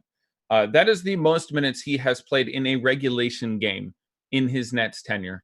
That was based on injury issues, which are not as dire as they are now for this team, unless I'm forgetting someone on the Nets roster, and I don't believe that I am. With Claxton out and DeAndre Jordan out, you have Jared Allen, and then the next biggest guys on the team are, I think Rodions Kurucs runs like 6'9", 220. Wilson Chandler is 6'8", 235, I think he's listed at. Like, they have other dudes, someone of whom is going to have to get out there and play some center against a team that's now lost its JaVale McGee, so I guess that's helpful. They could run a little smaller, but is going to get lots of Dwight Howard, lots of Anthony Davis, and you need meat. So at 36 is counting me knocking it down a little bit. This will be the second time this year I've said, I think this guy plays his career high in minutes tonight. I was right the first time. That was Markelle Fultz. I think if he does not get in any foul trouble and this game remains close, which, by the way, the slate is basically identical. We have 3 games that are all a 230 over under, give or take a point. There's a nominal difference between the 3, and they're like a 2, a 4, and a 5-point line. So they're all the same game for pace and those sort of considerations. Under 6K, 5'5" to 5'9" for Jared Allen. I think if the game stays close and he doesn't get in foul trouble, I think you get that 37th minute out of him tonight. But I'm always factoring in possibility of foul trouble, which is reasonably high against this Lakers team. So that knocked it down to a 36 projection for me. But if that doesn't happen, I'm going to go with 37 minutes for Jared Allen tonight. It's not a great matchup. It's legitimately a very bad matchup.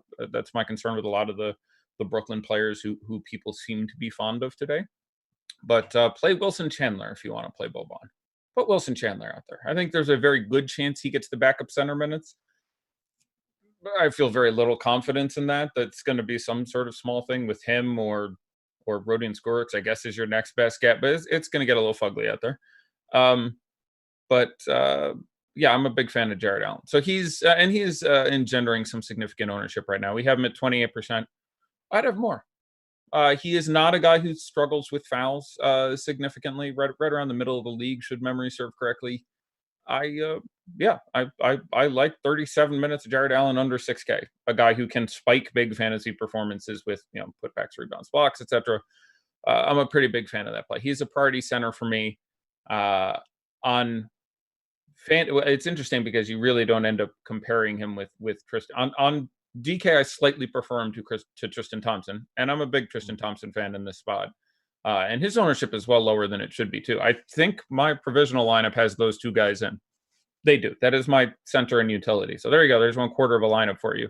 I have Tristan Thompson and Jared Allen in there. I like them very much. And if I like them on DraftKings, and they're both ranked AA for me on DraftKings, you can imagine how I feel on FanDuel. So those are two guys who project extremely well for me.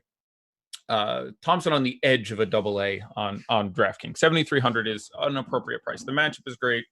Some chance of him pulling off a 50 fantasy pointer, but a pretty safe floor, and very likely that it's, again, competitive game, so you like him to get into the mid-30s in minutes. So like Tristan Thompson quite a bit. Other guys we need to talk about. With McCollum out, Trevor Ariza, I expect... Yeah, Trevor Ariza, I want to hit on real fast, but we just got an ownership update. Dwight has now sailed up. We have him at just under 40% on DraftKings. Let me just check where he is on FanDuel, but he's going to be a very chalky play. And I just want to kind of circle back. If that's the number. Yeah. See, now I just said Tristan and Jared Allen. I can't play Dwight Howard if I'm playing those boys. Yeah, and Dwight's only 26 on FanDuel, where his price is not quite as well. It's still pretty good, but maybe not as good as you mentioned as the guys. Tristan, a little bit more expensive, but probably safer. How do you feel about Dwight overall? Is he a guy who's worth chalk status, or would you want to pivot away to the guys you just mentioned? I got to go back for just a minute and check a couple of things, because I really need to figure out how the Lakers are going to do this with JaVale out and what I think is going to happen with him. And then Trevor Ariza, as well as Eddie just mentioned, one of the other popular plays on the day, particularly on DraftKings. Again, still not a ton of insane value on the DraftKings slate, but Ariza is a guy who's pretty cheap. Though I do think Wilson Chandler is kind of interesting pivot to him, but Ariza's ownership we have now over 40% as well, a little bit higher than Dwight. So he is going to be a very chalky play on there. Dwight now also one of the top plays in terms of ownership. And Bradley Beal, a guy we haven't touched on yet, also very highly owned. Weirdly, Tim Hardaway has also come up, which sure, why not? I don't mind it. He plays down at the 3 a little bit more. Usage will not marginally change. Powell's minutes you're going to see, in a single lineup, I would play Dorian Finney-Smith over a much more popular Tim Hardaway Jr. I like Tim Hardaway Jr. fine, especially DraftKings. Get those 3-point buckets. Good matchup for him. Plenty of nice, susceptible defensive holes. Reason not the player he once was, so that's not even really a concern for me. Better than basically everyone else on the Trailblazers. That's not saying much. I'm fine playing Tim Hardaway Jr. If he's going to be, I forget what you said, 38% owned, and Dorian Finney-Smith is going to be, I'll throw a guess, 13. I would rather play a similarly priced Dorian Finney-Smith. Safer in cash. So in cash, that's actually really not that close for me. I'd much rather play Dorian Finney-Smith. But he just ends up playing more at the 4. That produces his upside. Not super ceiling guy. If we look at his log, he's going to throw you a lot of 25s. And that's not super exciting. But the matchup is very nice. The slate is obviously short. And it's just going to come down to ownership at that point. I like Tim Hardaway Jr. just fine, but that's too much.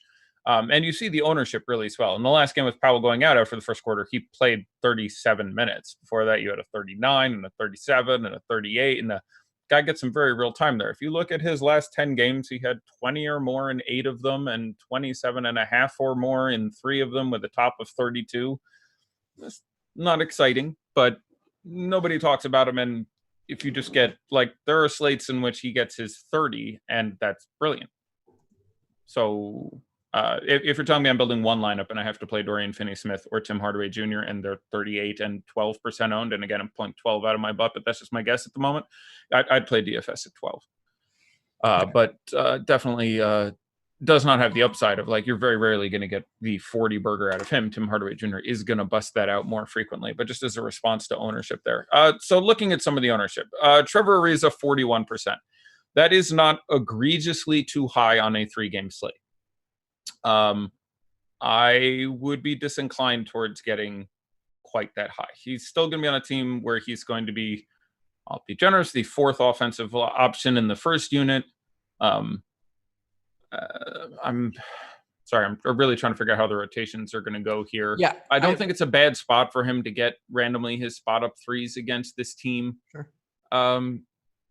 I'm fairly neutral on it. I do have him at, I think, 32 minutes or 33 minutes. Like, he's going to play significantly. He's fine. He's very just one of those chalk plays we get all the time where he's fairly soft. Now at the, like, I would rather play Rondo in a GPP lineup if we have him at slightly less than half ownership.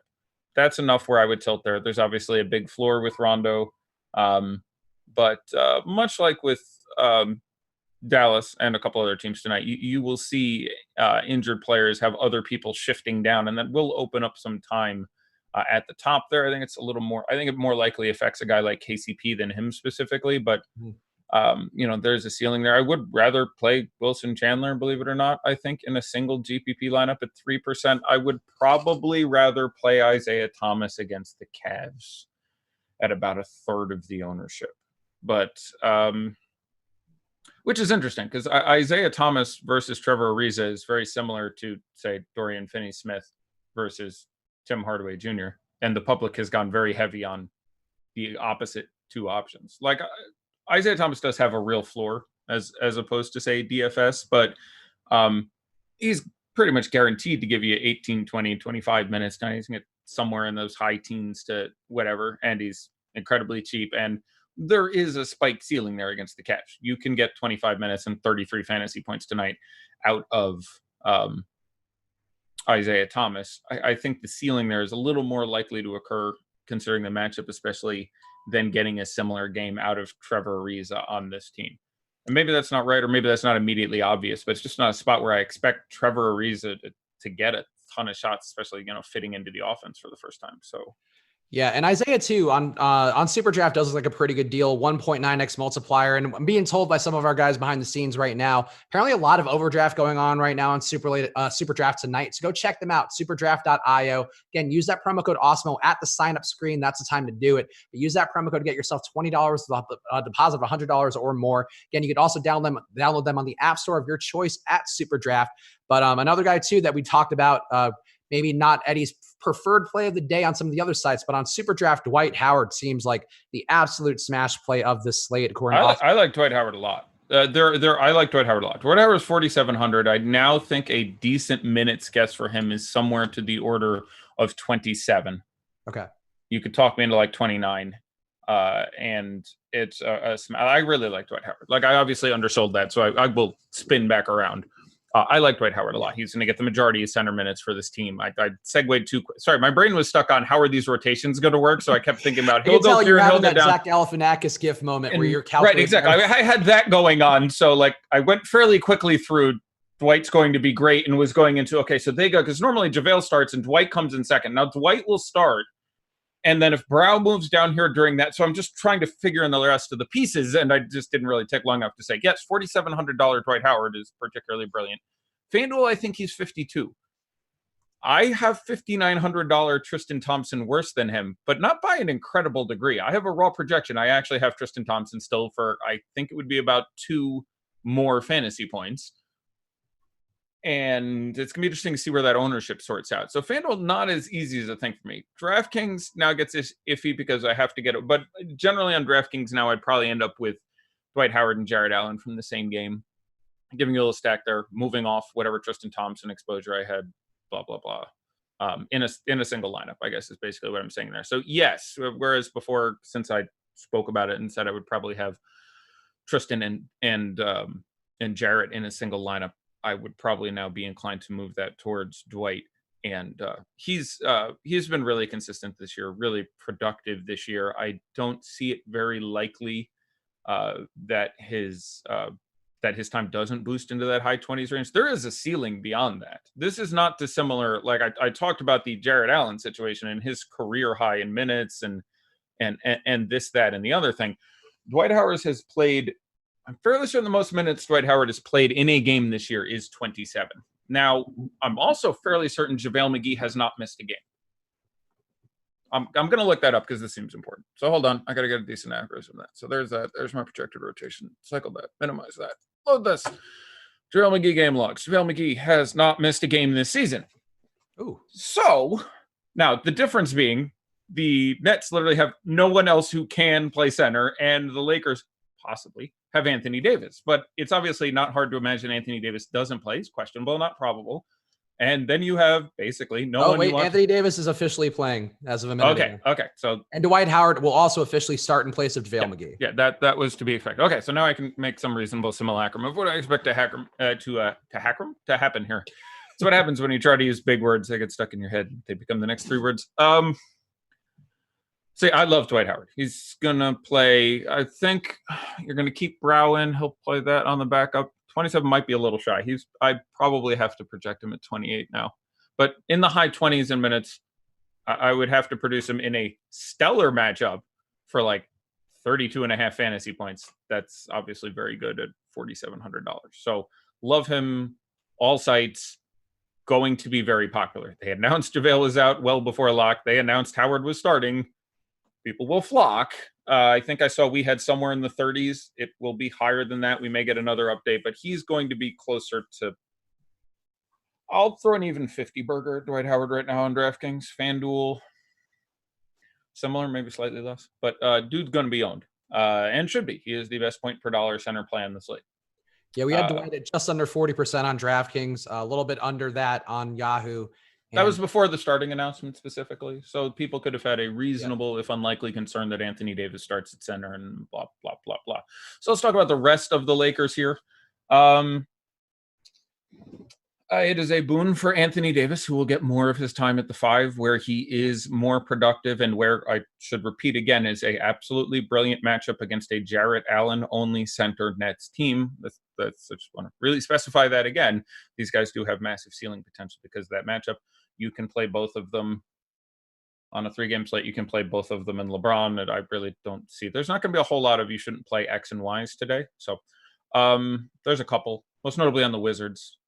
Ish and Isaiah doesn't happen much anymore. Thomas Bryant and Jan Mahinmi, but probably don't want to do both of those. We actually got a super chat question about this game, which I think may be a similar answer here from Robert Holman. Would you group Dinwiddie, Irving, and LeVert to at most 2? I could see all 3 closing, but not sure if all 3 can hit their target scores together.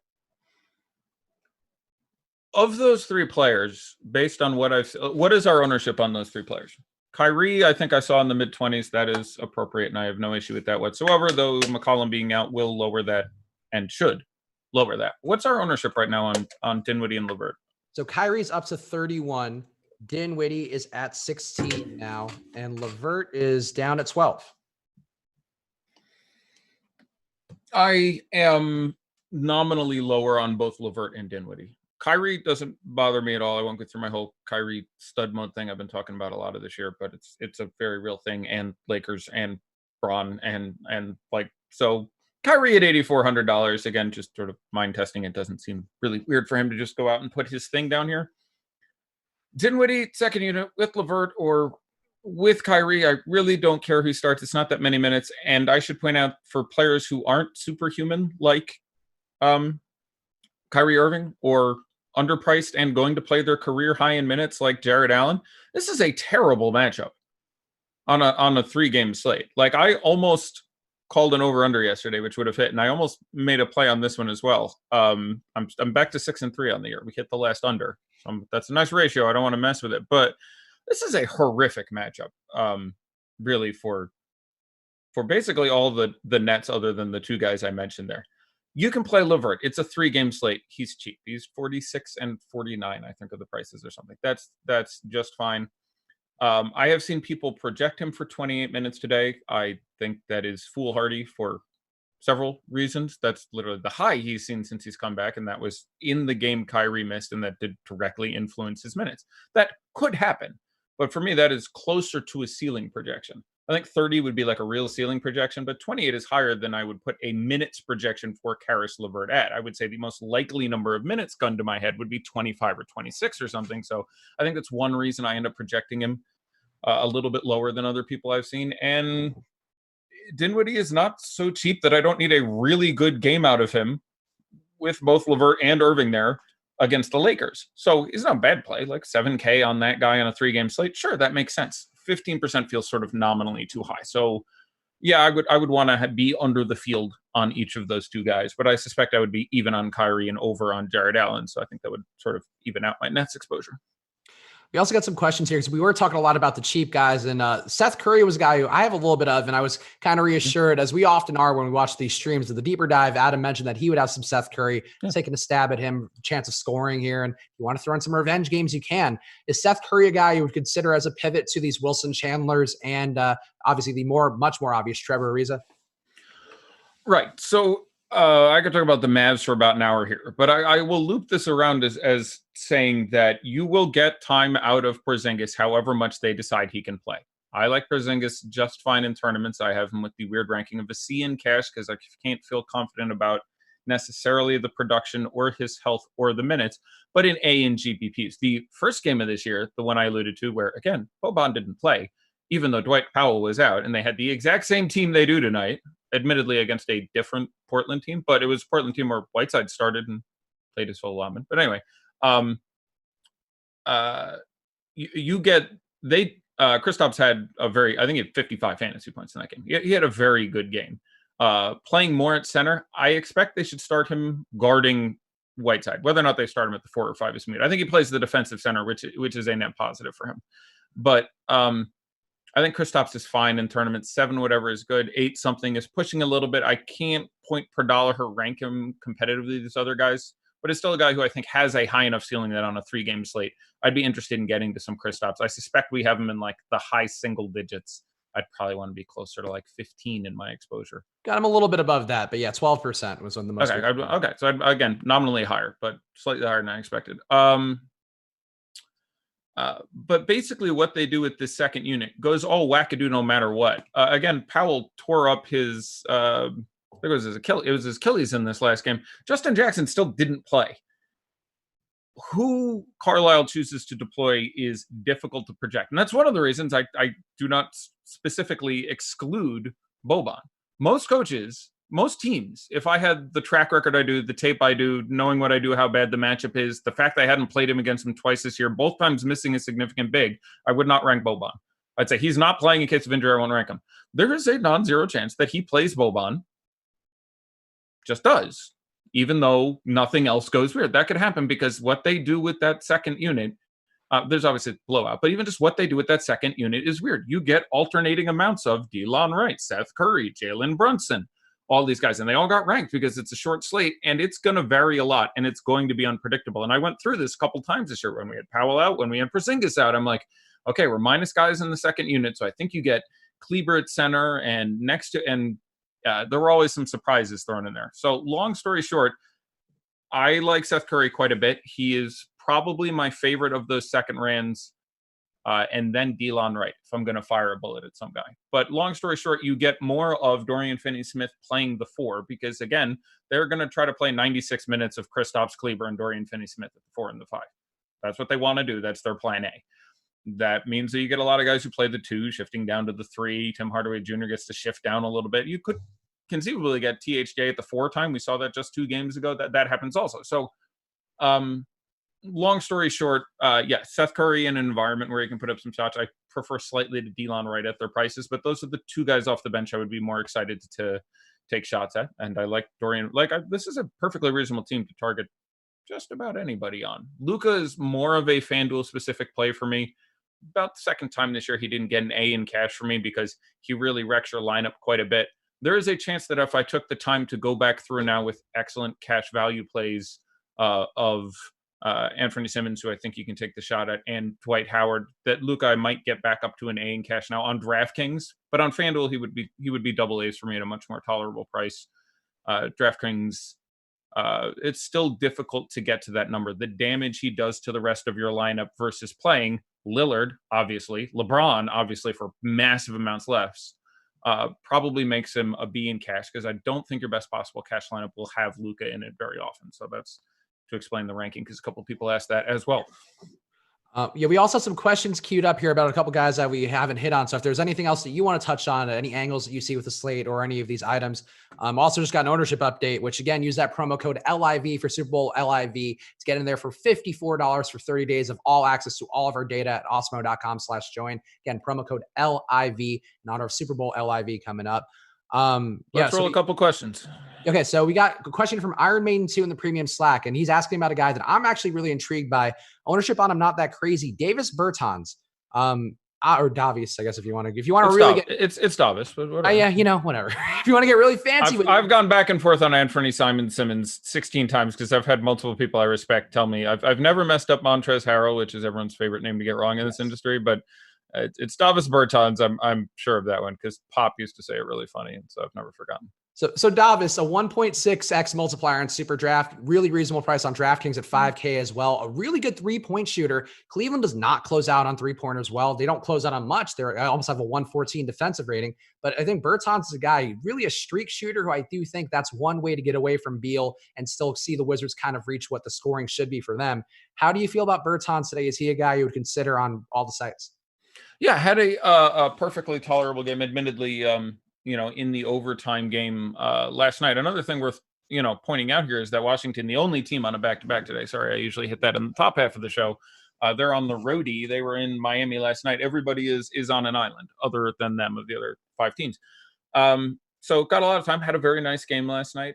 I am fairly ambivalent when it comes to him this evening. The price, 5K, I would like him more. Wait, did the Lakers play last night? No. Yeah, they did. They played the Knicks. Oh. The New York duo. That's what they did. Yeah. I'm curious why my shizzle didn't pop correctly. Yeah, because that's why I thought AD would be closer to being out. Because they're definitely on the back-to-back. I thought his tender butt was like an excuse for them to give him a rest day, but apparently not so much. I watched that game too. Somehow I had gotten it. This streak of days for me with 1 game, 12 games, 3 games is really messing my stuff up. 6 or 7 every day. That's not the sort of thing. But good point out there. They absolutely they did. They were in the Garden last night. And oddly, sometimes the 3-game slates take longer to do content for. Like I do my short form video, The Four Corners, which you should be watching if you're not. And I had 6:46, and I feel like I have 72 other things to say. So yeah, I've definitely screwed that. But you're absolutely right. Thanks for the correction there. They did play in the Garden last night because that obviously played into the whole Lakers thing.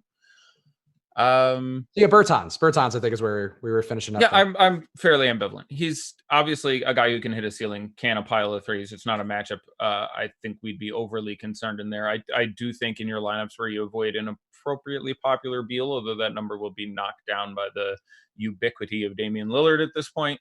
I'm fine getting there. Not so like I would rather get there than Taurean Prince in tournaments.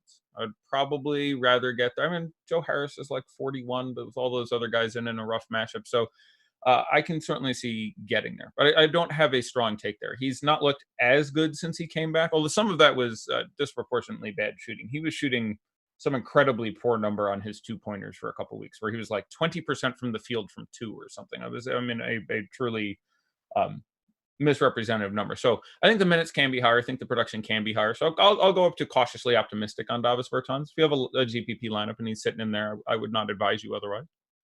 Darren Anderson sent in a super chat a little while ago, and I feel like this is a question that I'm curious about because I'm running the NBA Wowie numbers, and it's not the biggest sample size. They've only played 145 minutes together, but LeBron, Dwight, and AD, Dwight not the greatest, 0.77 DraftKings points per minute. And Darren's asking, can you play AD and Dwight in the same DK single and max GPP? How do you feel about playing AD and Dwight together? Because I think I'm more inclined to go to AD just as a pivot in some lineups today. Yeah, that I guess specifically should be said. Not enough people will move to Anthony Davis at this point because so many people just got $10,000 and put it on Damian Lillard. So just fewer will do that with Anthony Davis. And, we talk about Dwight Howard in the monster matchup, playing a lot of time at center. Anthony Davis may play 20 minutes at center tonight against Brooklyn. It's still Anthony Davis. Like, I know his butt hurts, but this is the DFS industry. We're all butt hurt all the time, and there's no reason that we still can't put up some real damage. So I think it is absolutely fine on a 3-game slate to play all of those players. I'll take 30 seconds. I do not like game stacking in general in basketball. I think it is negatively correlated with getting a high score most of the time. You lose the option to select from more games, and you need your one game to be superlative in some way, usually overtime helping, but just super pace game has to work out there. But generally, there's only so many points to go around. So I'm not a big fan of stacking a game when I can take players I rank equally from multiple games, because it's just more likely that 6 guys hit a ceiling across 3 games than hit a ceiling across 1 game. I will say that it will almost never look better than this. A 3-game slate where all the games are projected identically. If you guess the one that goes off for 256 in regulation or 267 in overtime and the other 2 actually come in under, this is about as good as it's going to look. So I have 0 issue with Anthony Davis and Dwight Howard. None. Against Brooklyn, by the way. Like, I don't care what a sample of 140 minutes. It's almost moot to me. And I love me a good sample. But LeBron gets a little sticky, and I don't think that's out of consideration. Like, I don't think a game where you get 34 out of Dwight Howard, 62 out of Anthony Davis, and 68 out of LeBron James would be that weird against Brooklyn. It can happen, and the ownership will be low enough owned that I think it would actually correlate positively. So I have no issue with Anthony Davis and Dwight Howard. I have more of an issue, which is a very slight one, with stacking the spending the full 25K on all 3 of those players. That's probably not ideal in a given lineup, but I don't think it's out of the realm of possibility. Okay. Let's see. Do you have any thoughts on Joe Harris? He's a guy that I got a good amount of today, both with my projections and with Awesemo's, and he's cheap. He really hasn't been effective, and I'm sure not great for morale that he wasn't one of Kyrie Irving's listed players who are good on the team. That was unbelievable. It's just unbelievable. He's out for 2 months. The team does amazingly. He starts off like 12-5 after he went out or something, and then Dinwiddie kind of got tired. The wheels fell off the wagon, and they hit a losing streak. And Kyrie comes back and plays, I think, 1 game at the time he makes this comment. He's like, well, I just got to get some help for me and DeAndre and Garrett Temple and KD and maybe one other guy. We need to get some pieces to help us. And during that list, eschewed 3 of the current starters for the team who had been playing their ass off for 2 months. Did not mention Joe Harris or Taurean Prince or Jared Allen, I believe, were the 3 players who were not mentioned in this little rant. So, dude, shut up.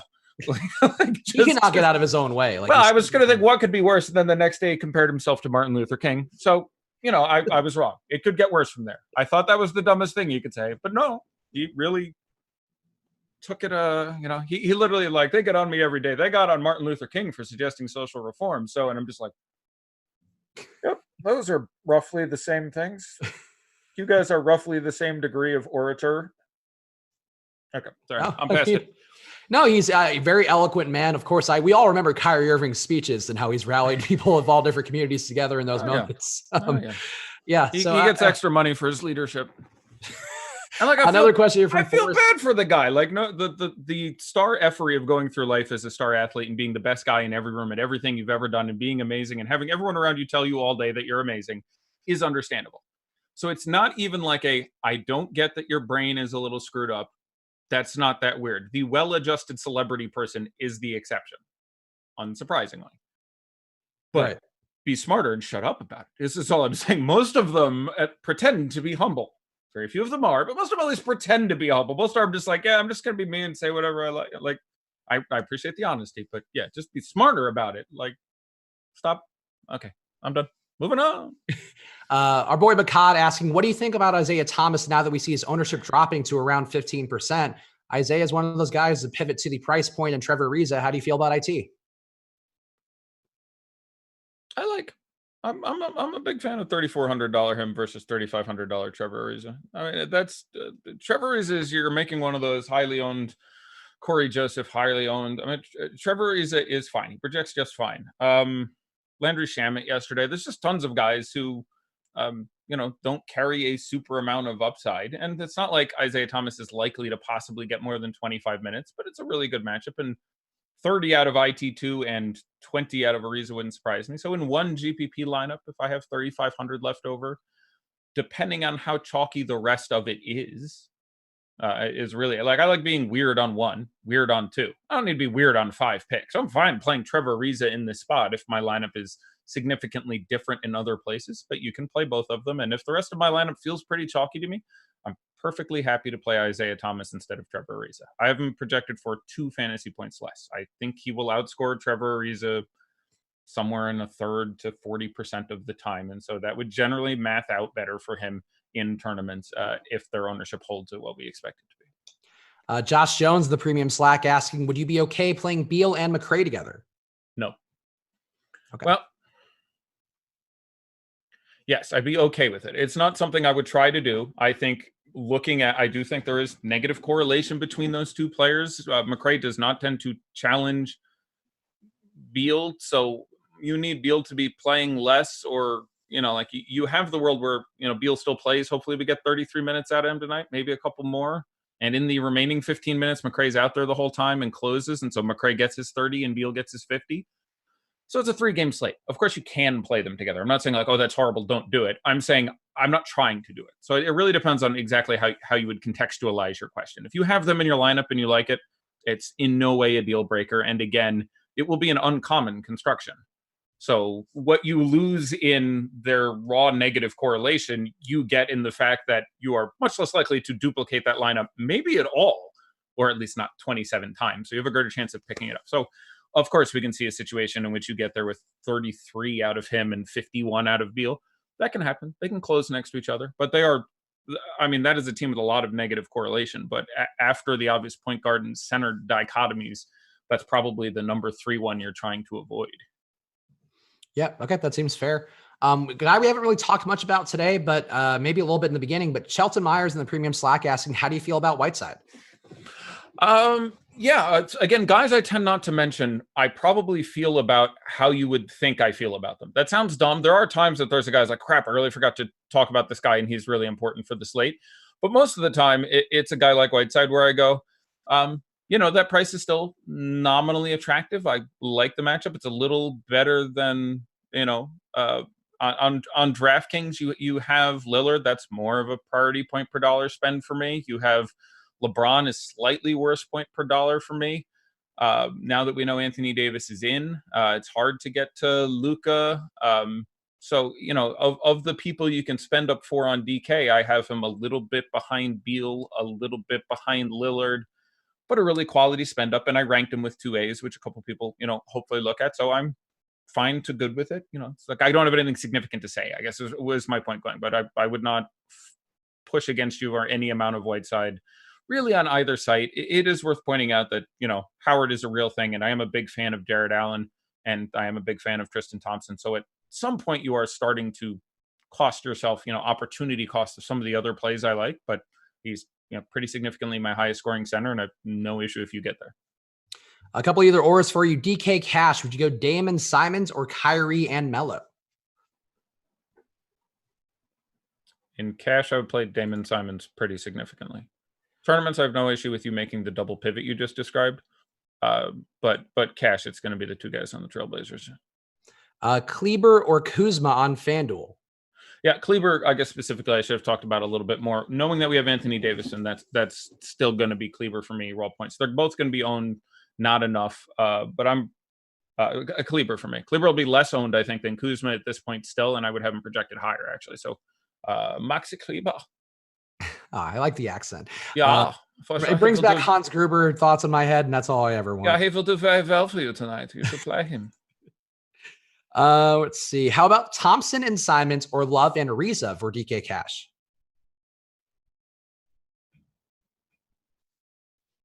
I got to go Love and Ariza and Cash. Very close. Troy Brown or Chetty on FanDuel? Troy in... It's going to be Chetty in both for me at this point.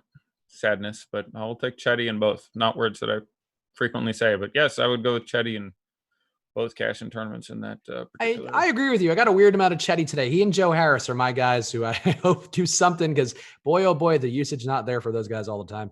Yes, sir. Pedrito PR asking, can he fade LeBron on FanDuel? I would say with AD back in the lineup, I think that's more of a move. Yes, you can fade him. You can go value there. You have AD there. You don't need to play him. At small forward, I am fine seeing Melo, Tim Hardaway Jr., Chetty Osman, Dorian Finney-Smith, Joe Harris, Trevor Ariza, Wilson Chandler. Any of those guys can fill in those spots for you. LeBron should be in your cash lineup. There's a shot he's the highest scoring small forward by 38 points. That's going to be hard to catch up. Tournaments, I don't have an issue if you get away from it. He should be highly owned, but especially with Brown, you can get away from it. Would you have any interest at all in Gary Trent for either site or either of the main sites? Yes, I think he is usable on draft. He's usable on both sites. He's usable on both sites. You don't need that many weird things to happen. It's a 3-game slate, so literally you don't need the world out of him. I ranked him, and I think he's fine to deploy. He is exactly what he is. Your most likely scenario is going to be 18 minutes and 11 fantasy points, but you're looking at an injury somewhere, or Simons just having some sort of significant issue, and him just picking up the extra time. And they are guys who, but we have seen games both this year where Simon started and Trent started the second half, and vice versa. Like, you will have one of them just look bad and get yanked. So I'm fine going there. I think Simons himself will be a little bit under-owned versus where he should be, but I think we're locked, brother. We are locked. And well, this question for prosperity, poor CJ sent it as a DM, which I don't check. So if you're DMing me on the premium Slack, I don't see it. I just see the ad activity in the chat. But CJ asked Rondo or Thomas for DK cash. If you could go back 1 minute in time and answer CJ's question, what would that answer be? For cash, it's Thomas, not close. Okay, that's like Thomas. If you looked at his game log, I think he has like 2 single-digit games. That's not very encouraging. But he's gonna play 18 to 25 minutes in a brilliant matchup, and Rondo will play God, I really don't know. So I feel a little more confident in the time for Thomas. Both matchups are very good, but in cash, you take Thomas there. Rondo, I think, more likely to give you absolute crap and to give you a triple-double. So that's, for me, I'd be much happier with Rondo in tournaments. And all right, we got ownership here for the big DraftKings tournament. Before we get into that, though, quick shout out again to SuperDraft. We appreciate them a bunch. And you guys should be playing on there. There's been a lot of overlaying tournaments recently. We try to mention them when we can, but it's important for you guys to just remember, take advantage of this as best you can, and take advantage of the deposit bonus as well. Get yourself $20 free with a deposit of $100 or more at superdraft.io. If you use the promo code Awesemo, AWESEMO, use it right now. Get $20 free with your deposit of $100 or more at SuperDraft. And we thank them very much for sponsoring this show and helping us keep the lights on. All right, we got one very chalky play here, Eddie. It's one game. In this early game. Who could it be? Eddie, who would it be? Rattles. How much? Lillard should have knocked it down, but we had him lower than I thought he was going to be. I think we had him. I think we were a little bit under. We had him significant, but we had him at like 40, and I thought it was going to be like 50. I'll say Lillard knocked him down a bit, and he's 46. He is in fact 60.5%. 60. Yeah, I would have less than 60. No, it's not to say there's anything wrong. There's, very rarely is a guy 60% owned, and there's anything particularly wrong with the play. So that's Bradley Beal playing 30-something minutes against the Cavs, who can't stop anyone. Like he gets to go into sex land. I don't know if but the thing is, like, he misses those shots like in the first stint, and then you see Bertans and McRae go off, and like I feel like there are some ways here where he doesn't quite get there, because I wouldn't want to push him for 38 minutes on a back-to-back. I don't think they play him 38 minutes in a regulation game for the rest of the year. That's another situation a la Boban, where I heard a number of takes today where people are like, yeah, I think he gets back up to. I don't. We'll see. I will take him not playing 38 minutes in a regulation game for the rest of the year. I that's just based on the tea leaves and what I've heard and read from people. That would seem an odd decision for me. There's a guy who's repeatedly dealt with the stress fractures, and I just don't know why you do it. You have all kind, like, give Jordan McRae some more time. Can he be an NBA rotation player? Find out. Give him 20 minutes a game instead of 16. See if you can build some trade value for Isaiah Thomas. Though I look, playing Bradley Beal 38 minutes a night and Troy Brown 20 minutes a night when your team is not going to make the playoffs is incredible mismanagement. Especially just on a back-to-back at Cleveland. Like, I just go shift him down. I don't know. Like, I like Beal today. Like, the price obviously jumps off the page, but a pace down spot, there are ways. It's fine. Don't feel bad if you have 60, 70, 80% Bradley Beal. Probably going to be fine. Could be wonderful for you. 60% is it's just Jeff Teague yesterday. It's a very good play. He's starting in a brilliant matchup. Yep. The game managed to stay close, but he was whatever the hell crazy owned. It's just like, okay, there's just better options that he's not that superlative to every other play. 1 for 7 and he just stopped. Just stopped doing anything. Yeah, yeah. I mean, Beal won't stop at 1 for 7. So you guys got that going for you if you are. That is true. He runs the Kobe theory. I love that's my favorite Kobe ever. When he's like, if I shoot like 0 for 8 for a game, I feel bad. Not because of the 0 for, but because I lost confidence and stopped shooting. I'd rather be 0 for 20. I'm like, yeah, I love that guy. I will say, particularly by NBA standards, Bradley Beal is the fiance of a lifetime because he got engaged this week. He went to Miami, he had that South Beach chance. And you know what he did? He put up a 58 fantasy point day, which means he probably did not go out hard in South Beach, would be my gut instinct on that. I didn't even think about that. That's that kind of analysis that that's what I'm here for. Next level psychological breakdowns of players who I've never known or never met in person, but I enjoy from afar. Number 2, we'll just go straight to Daddy Likes here. I won't make you guess. Number 2 is Colin Sexton at 25%. How does Daddy feel about that? Didn't specifically mention him, but I liked both Sexton and Garland. I should have said this. I slightly preferred Garland to Sexton for saving $1,000, and I expected him.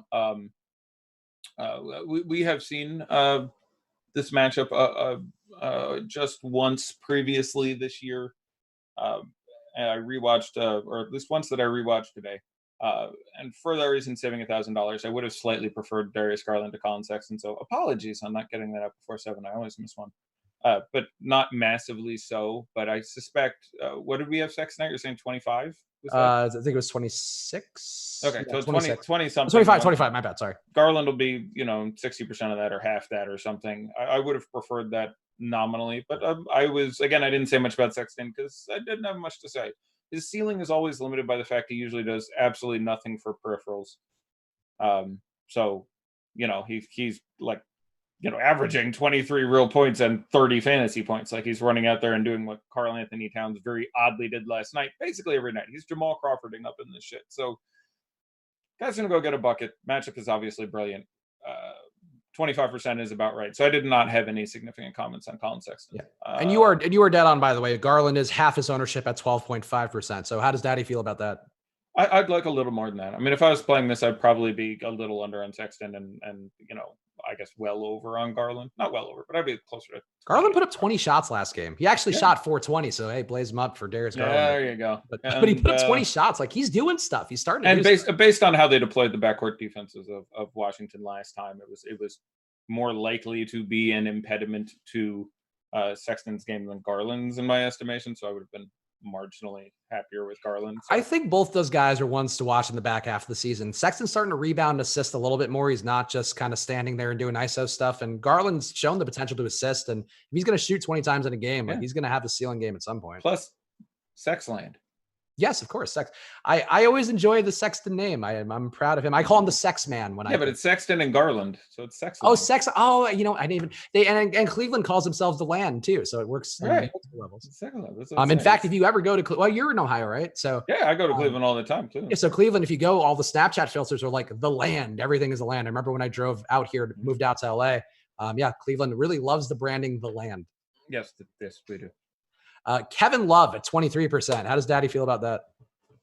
I like it. It's the Wizards. That's about where it should be. FanDuel is probably double that and should be because he was, again, this is very important, but incredibly obvious. So just one of the things I didn't say. He was 7K on FanDuel. That's ridiculous. That you should have been. And I don't know if someone in chat can send us what the Kevin Love ownership is on FanDuel, but I'll guess exactly double that. So would you say 23? I'll say 46 for Kevin Love on FanDuel, which it should have been 23 on DK. No significant commentary. How about Cedi Osman at 19? Feels a little high for Cedi, but he did look like a decent value, so I don't hate it. Yeah, he's 44, I want to say was the number on Cedi, which again, Wizards 19 probably higher than I would have gotten to. But meh. We talked about Jordan McRae. Actually, no, I'm skipping over a couple guys. We got Bertans at 17.8 and McRae at 17.2. So two Wizards who I think are interesting if you did think that Beal was going to get the ceiling game or at least get there enough for people in tournaments. I like both these guys quite a bit. I'm above on both. How do you feel about McRae and Bertans? I would have slightly preferred Isaiah Thomas to either one, who I don't think we've gotten to yet unless he's coming up. Okay. But yeah, that's 17%. I can't have a strong take on 17% Davis Bertans. It's there. It's the Cavs that feels fine. I think you're most like it's a real minutes issue with him as well. But he has been underperforming tonight. So I would prefer Bertans to McRae in this spot, whose minutes seem a little more under threat and constantly like who closes for this team is an enduring mystery. Whether or not you get Bertans or Ish or Thomas or Peyton or Mahinmi or there's just lots of guys who end up randomly closing for this team at one time or another. So, Bertans 18%, I feel fine with. McRae 17. I think you said or both 17 something. Either way, slightly prefer the Bertans, but no strong take on either. Also, to address your question about Kevin Love on FanDuel, Ryan Ginsburg, Love is like 55%. Ben Forbes, Love is 50% in the 400K tournament there. Yeah, and for Josh Jones, 56% in the fadeaway. So. Yep, there you go. So that's about where that should be. That feels good. It should be 7,000 against the Wizards. That's going to be pretty hard to screw up. Not a ton of depth at that position. Love Jared Allen would be pretty hard for me to get away from there. Isaiah Thomas is at 14%. So you said that you would like him for those other guys. You got a 3% discount on him. How does Daddy feel? I'm not. It's freaking Isaiah Thomas. Like, that's the problem with 3-game slates. I'm supposed to be like, yeah, like a big don't forget that. Sorry, revenge. Oh, obviously, yeah. They didn't do him right, and no, I mean, Cleveland. Yeah, God forbid they take their better younger players instead. Anyway, yeah. Yeah, that seems like fair ownership to me. Prices. Yeah, that's fine. Again, if you like, and shout out to our ownership projections who were basically right on that. I think you said 14 or 13 on the show when we were talking about him. So Good job there. I would prefer that to Trevor Ariza at 40%, if that's roughly the numbers we're looking at. So yeah, okay, I'm in there. Jan Mahinmi at 11.2%. Any thoughts, Daddy? No, it's about that's where it should be. Didn't discuss it incredibly. Not the best matchup for him. Andres Pashnix is in, so you're dealing with both him and Bryant chipping away at that apple. Oh God, I think I would have slightly preferred him to Bryant at this juncture, who we haven't gotten to yet. So that makes sense. So nope, pretty ambivalent on. Oh wait, we haven't heard Tristan Thompson yet. He's Tristan Thompson is 10.8%. So there you go. I like that. I like that very much. If I had Tristan Thompson at 10.8%, I'd feel good. That number should be higher. Not massively higher, but 15, 18, 20. Howard, obviously. I mean, you have Howard and Allen and Whiteside. Those are all very strong center plays. So that's gonna knock that down significantly. But 10 or 11 or whatever you just said is I'd be happy if I had that with Tristan Thompson. It should be higher. And now we're down to the lower ownerships here. I'll burn through them. Troy Brown at 5.4%, Ish at 5.2%. Thomas Bryant, you just mentioned, just under 5%. Gary Payton 3.5%, Larry Nance 3.4%, Bonga 1.1%, John Henson, who I think you made a good point about him being very sneaky. Just 1% for him. I feel like that's. I don't love it, but I ranked him. I would have rather played him than. I mean, Nance is. I don't recall Nance's pricing site by site, but I'm fairly sure he was in the. Is he 4 something? I don't know, but it's a 3-game slate. I have no issue if he was up. He was up quite a bit. Yeah, he was. I mean, his pricing was very weird site by site, so I couldn't remember what it was. But I would project him almost identically to John Henson. So it's just no like I'll play Henson if I'm looking for a sneaky play there. But it's not like if you have Larry Nance can likely, due to injury or foul trouble, get 25 minutes in tonight's game and get 40 against the Wizards. Like it's not something that couldn't happen. He's 3% owned, so it's. I wasn't a fan of Nance. I didn't rank him, but it's difficult dealing with specific, Boolean yes or no answers to these questions. So no, I wouldn't have wanted any Larry Nance, but I don't think he's completely inviolable. Dante Exum 0.5%, Poshnik's down to 0.3%. And no, anything for you, those two guys? Anybody play themselves? We haven't gotten there yet. No, we got a couple here. We got actually a couple of weird ones. Really? We got Matthew Dellavedova at 0.1, Admiral Schofield at 0.1. Dellavedova's in, so that's fine. Schofield is a playing yourself. Schofield is actually in the G League. He's not available for tonight's game. So that is a playing yourself. So we have a couple of them. We have Jonathan Williams down at 0.05, Rui Hachimura at 0.04. He's that guy. That guy, Rui. Feeling bad for you, Rui. Yeah, Rui's not in. Matt Mooney is down at 0.04. Matt Mooney. Yeah. I can't hold on. I'm trying to remember which team Matt Mooney is on. He's on Cleveland, I think. Because I saw his name today. We had him projected like in ownership as the last guy in. The first time in a month the players come up. I can't remember. Like I was. He's on Cleveland. He's on Cleveland. He's on the Cavs. Yep. I mean, he's minimum price on their draft class behind Winler behind that. Like I don't know who that is. Like I can't put a face to him. I got to look that up now. This is unacceptable. We got Dean Wade too at 0.01. He's on the Cavs. I can talk about Dean Wade at length. He's Dwayne Wade's white nephew apparently. Mo Wagner at 0.01. Ante Zizic down at 0.01 as well. And John Wall at 0. So nobody played John Wall. So yes, many people there have played themselves. No, if it's at zeros, I think it means one person played it and it rounded down, because I think unlisted doesn't show. Oh, interesting. I think if you're in the CSV, but if it's like 0.0 or 0.00 or however many digits it goes out to, I think that means it's someone picked it and it's rounding down an error. But I'm not sure on that, but that was my impression. All right. Well, we got them all there. So we named all the guys. Guys, hit the like button before you go. We appreciate that a bunch. And of course, thank you once again to SuperDraft. We appreciate them helping us put the show on every day.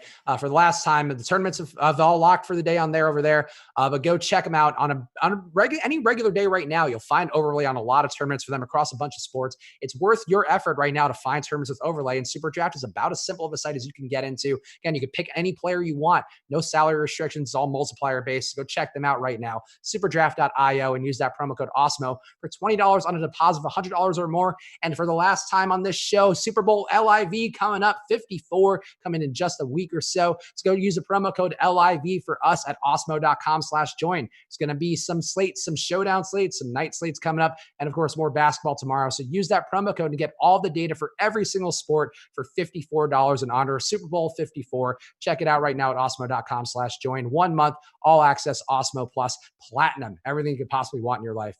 Eddie, anything you want to hit on before you call it quits? I am done for the evening. Usually I hang around, especially in our premium Slack, but also Twitter and what have you, and answer questions for a while. And thankfully, it's only a couple games coming. And I might look at some stuff on my phone, but it is my daughter's 15th birthday. So I am taking her out to dinner. So I am punching the time clock on time today. Were you going anywhere good? We're gonna get sushi. She's a big sushi fan, so we're gonna go to I think Osaka is the name of our local. Ooh, nice. Sushi get some chef's choice. Let the chefs just choose. See what shakes out. I would prefer the hibachi, but I think we're gonna just sushi it up pretty. This girl can go through some sushi. Like, she's gonna ring me up a C note on sushi. She does damage. Like, I'm proud of her. Make it count. Make it count. When it's on Fast Eddie, make it count. Yeah, she is not shy. It's her birthday. I'll be like, okay, get whatever you want. I'll take a picture of the bill later, maybe, and put it on Twitter. But this kid is like, I'm literally gonna get. Can I get 3 sides of steak and put some whatever on it? And she's gonna. And that's how Eddie said, start with the boat. 1 month show budgets on Kobe steak tonight. I wish. Fingers crossed. But hey, we appreciate you guys. Tune in tomorrow. Me and Josh Anglin will be back. We're going to hash out who's the better short form video host. Watch his new video, The Contenders, coming up in the mornings in my 4 corners tomorrow. We'll see you guys again soon. Enjoy the rest of your weeks, and good luck.